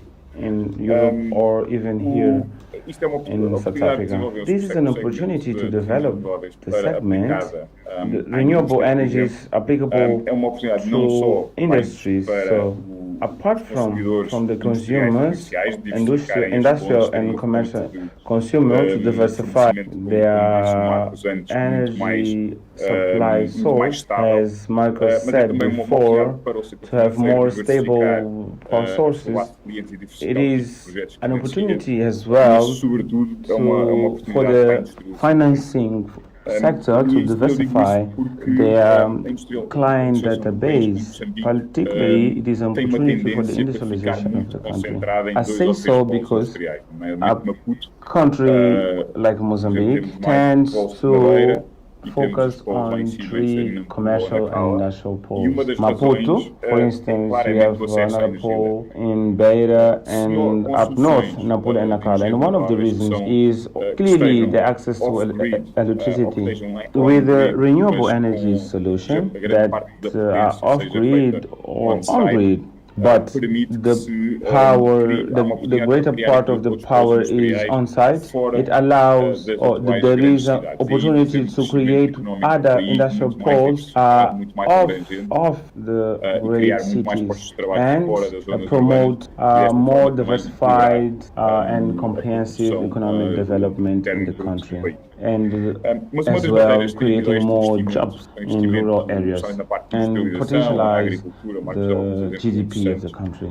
But one of the challenges in investment in industrialization and agriculture and other segments is infrastructure of the country and access to electricity. If I share an example of agricultural project which needs, let's say, irrigation and which has a strong component of electricity to transport water, for instance, macadamia crop, we have projects that are very far from the power plant sources. Electricity transport is very complicated, so it is not neither practical to put transformation in that agricultural project because there is no enough electricity, and some of the cases the railway infrastructure to transport the crops, the railway are not efficient. So a solution that allows to bring transformation that can be of raw material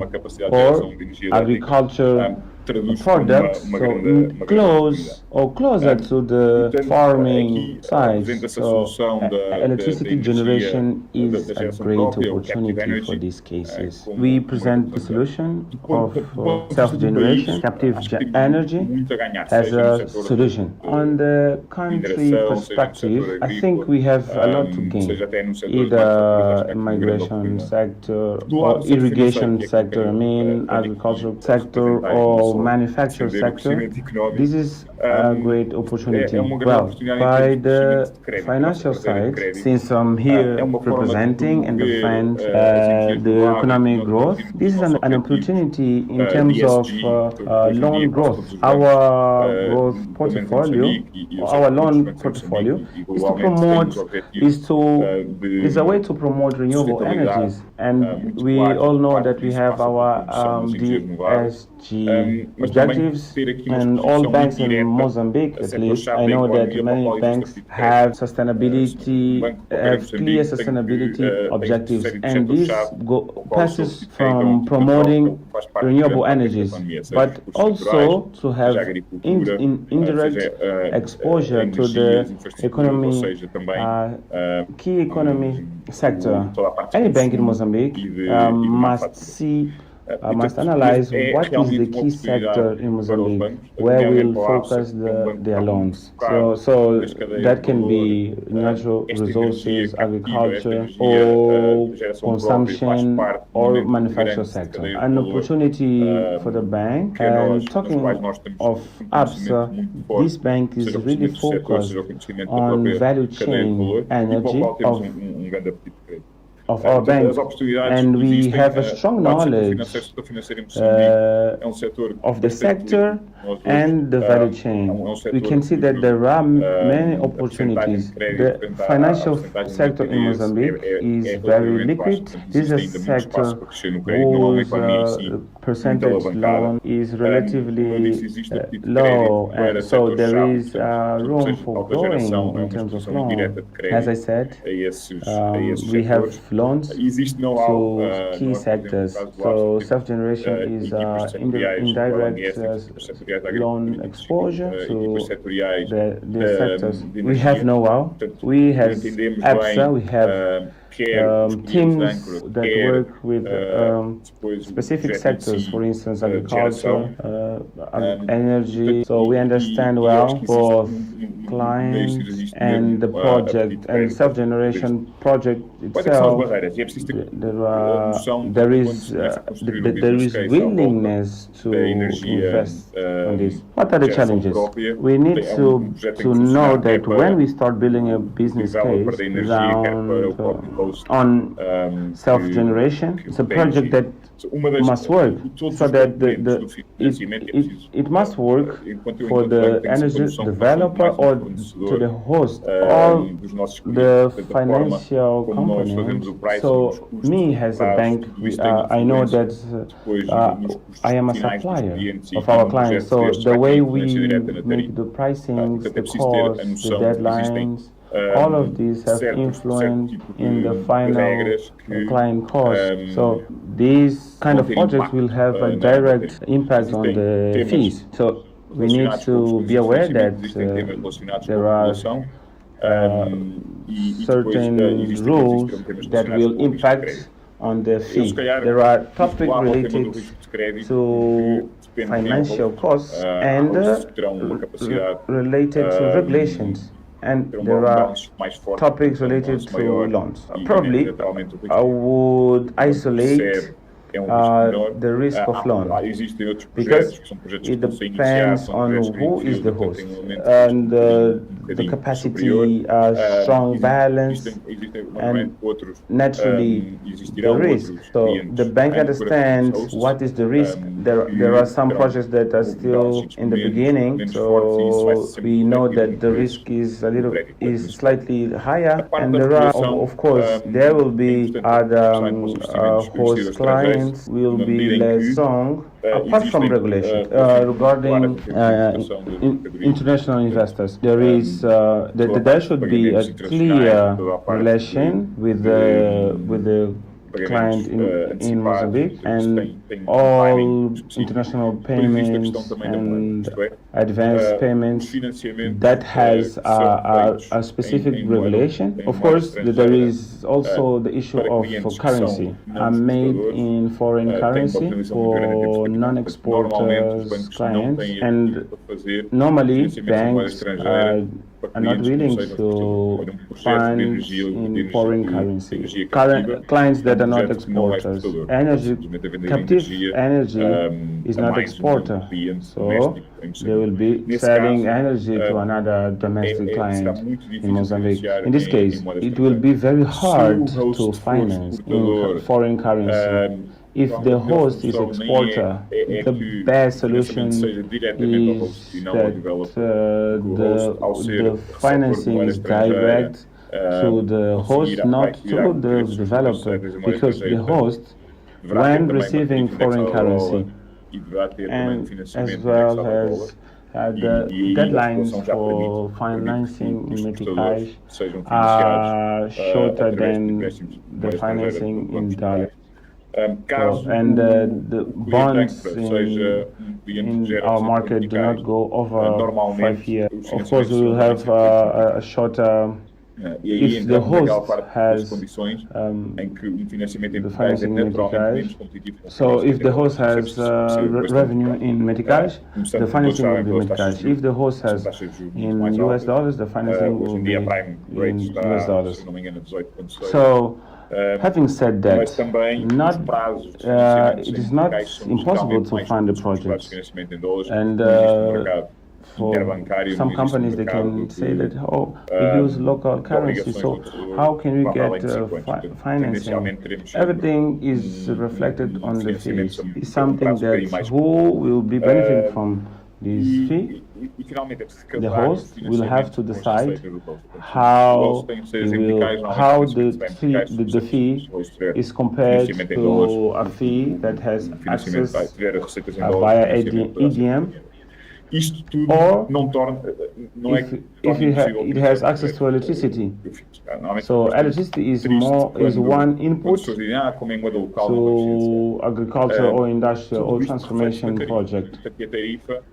No, so this is more one input that will have impact on the fee. So this is a matter of analyzing the impact on the final product, and most of the times it can be a single solution. If all the components regarding costs are competitive, yes, if they are competitive, the cost of electricity also will be competitive. We need to understand well what is the project, what is the best and appropriate financing system. And I would like to say that the bank is willing to finance this type of projects, either in national or foreign currency. I think we have a few projects, we have a few exposure of local banks in this type of projects. So there is willingness to finance these projects, and I would like to comfort you all panelists that there is willingness from the banking side to finance these types of projects. So there will be a greenfield segment which the willingness for loans is greater, and the risk is also greater. But there are projects today that are operating, and of course there will be the willingness from the banks to support this type of projects. I'd like to thank for the opportunity, and I'm available to answer questions. Thank you very much for your intervention. Now I will switch to English. Are you doing an intervention, or you have a presentation? Yes, I do have a presentation. Yeah. Okay. We can see it. All right. Thank you very much. Good afternoon, everyone. It's my pleasure to present Electrify to the whole panel today. So maybe a quick word on myself. I'm an investment officer at EDFI Electrify, and my role is to source investment opportunities in the renewable energy space, especially focused on sub-Saharan Africa. So next slide, please. As a short introduction on Electrify, we are a European Union investment facility. So that means that we have received funding from the European Union to have a very specific mandate to accelerate the renewable energy transition in Africa mainly. And we invest in usually very early stage projects or companies that has as a focus to really accelerate access to energy or the generation capacity. We have some criteria that we always look at whenever we have a new investment opportunity, is that as an EU-funded facility, we constantly look at what do we bring to the table, what is the additionality, as it's said in the first point, that we bring to the project. So whenever we look at a new opportunity, we would check if there would be local employment favor, if there would be some local banks or local investors involved in the project. So these would be very important criteria for us to look at. Very importantly, we constantly look at the impact that is generated. So usually we would monitor what is the access to energy that we will create with our investments. Next slide, please. So this graph here shows you where Electrify usually intervene in the investment process. So it's very general, but here you can see that a company usually starts with the incubation periods where you would have an idea, a bit of money from friends or family, or you could have some grant support, some advice also from local players. And then once you have a proof of concept and the company or the project is already proving sufficient track records and is it in its initial growth phase, this is where Electrify would typically invest. So we would support the company or the project financially to get them to the next stage of scale, which you can see on the right-hand side, where the company would have then sufficient funding to then scale and expand the operation throughout the country or even in other countries in the region. Next slide, please. So this slide summarizes our offering. So what do we offer to the companies or the project that has as a mission to increase the access to energy? We offer very flexible instruments. We can offer debt products. We can do what we call quasi-equity. So it's a hybrid debt that's in between capital and debt. So as an example, you would have a convertible note, which is often used in growth stage companies. And we can also invest in equity. So meaning that we would become shareholder of the company. Very important, but we do not take more than 50% of the total financing project cost. So for instance, if a company is looking to raise 3 million US dollars or euros, Electrify can't invest more than 1.5 million. The tenor is usually the maturity of our debt project, which would be around 7 years on average. And in terms of investment size that we can do, we are again very flexible, and we can invest as little as 500,000 euros up to 10 million euros, or the equivalent in US dollars. Next slide, please. So this slide summarizes the kind of business models that we support, and they are structured around 5 broad categories. The first large category is what we call the mini grids, which are small central photovoltaic stations that are developed to provide energy access to rural areas. So this is typically the kind of business model that is relying on grants, but also would need some debt funding or equity funding, and where Electrify could intervene to help develop the mini-grid sites and expand in the region. The second business model that we usually support is called the solar home systems. So this is a term used for small solar photovoltaic solutions that are not connected to the grid and providing basic electricity needs for rural communities. So this would typically be the companies that would target remote communities or households that are not connected to the grid or can't afford the grid, or because the grid is not reliable. So I'll give you an example. We have financed a solar home system company last year in East Africa that is developing solution to connect a few lights, to recharge phones, or to even have a small productive unit, so that it's targeting micro businesses or micro entrepreneurs to power electricity for small libraries or to generate some businesses there. The third business model that we support is called the IPP. So these are usually very large projects that would involve multiple stakeholders, developers, and EPCs, etc.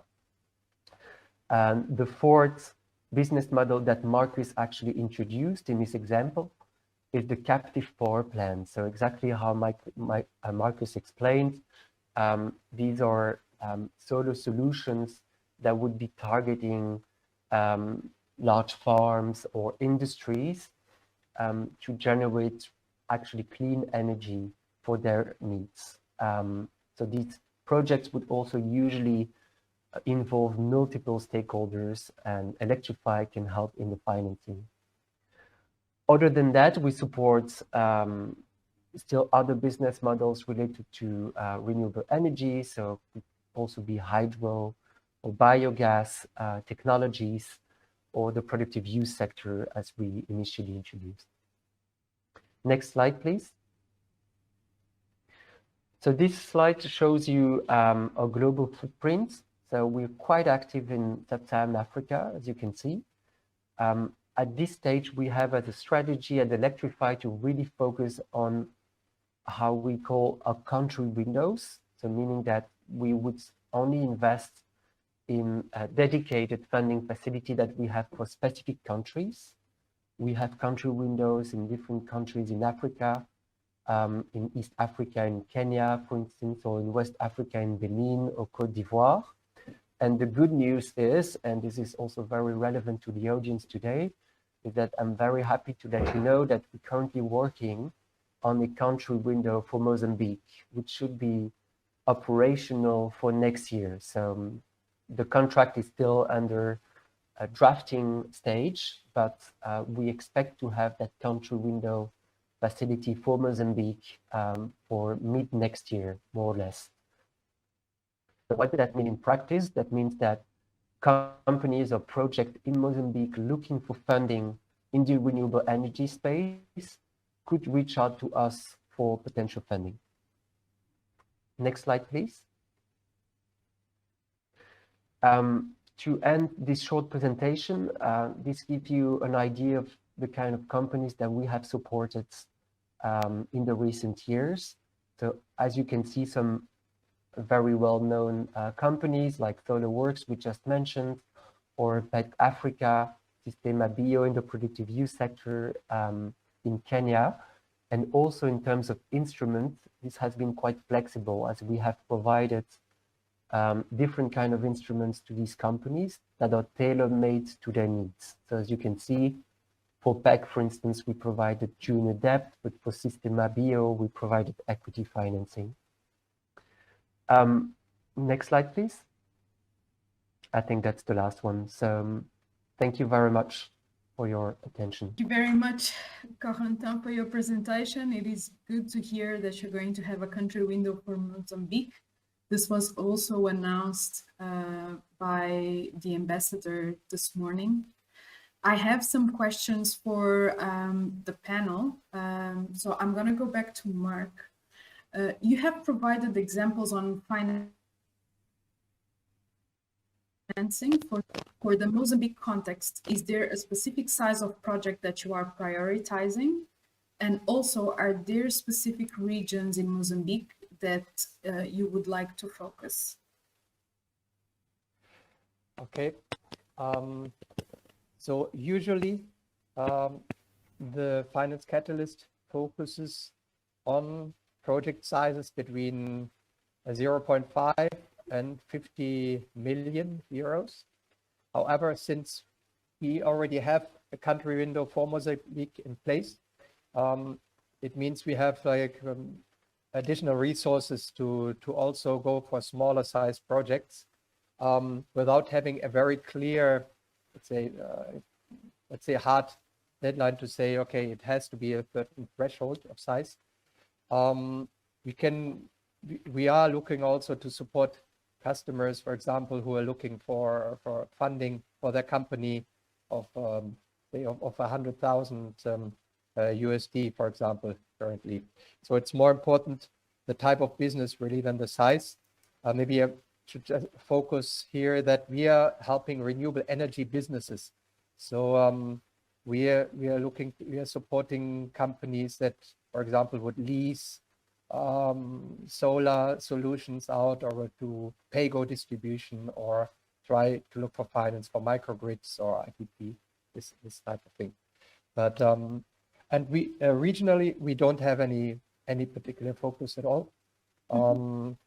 The opposite. I think we basically if we say we are really I'm talking for our network of advisors. We are looking at the cases with the eyes that we believe possible financiers would do it. So even though we might not have any particular limits or restrictions, a financier might have. So we're trying to anticipate a little bit when we look at cases. Is this somehow financeable out there in the investor community? Is there anyone out there who might be interested in supporting this project? So that's kind of like how we look at it. There are some regions within Mozambique that are a bit, of course, more complicated than others. But Bernardo, I have questions for you. Please try to summarize the answers and briefly answer. The first question Perfect. is, Thank you I would like so to know much. what are Bernardo, the main I'm going to ask you the question in Portuguese. developers and promoters should consider when developing the project so that are interested to finance this type of renewable project energy? I will ask you to give a brief statement for both questions. Of course, I will try to be more brief. Actually, I don't like the concept of credit line. Each project has its only specifications, either in the project itself or the holes or the electrical generation structure. We are interested in agriculture sector, we have interest in the agricultural value chain, and we are available to work with a well-structured project and are feasible, and the generation electricity component must be viable and feasible. And we are available. So if you want to get in touch with me or with my team in Vilanculos, we can analyze with more detail the project. Regarding Tanya's questions, one of the greatest challenges in the commercial sector is to adapt the financial structure in terms of deadline, ensuring that the project allows that the fees are good today. So the size allows to be diluted, either construction costs, financial costs, and operational costs. So financing is not a problem to the fee, considering the high interest rates, because most of times financing deadline is shorter. So try to reimburse a total investment will be paid during utilization throughout 15 years. It can be a problem to the fee.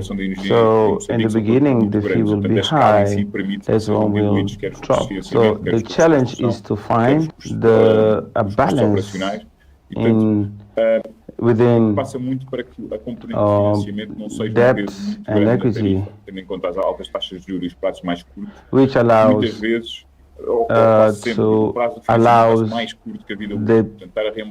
the fee to be competitive, and as well the issue of core enhancement. So they can resort to support in terms of we have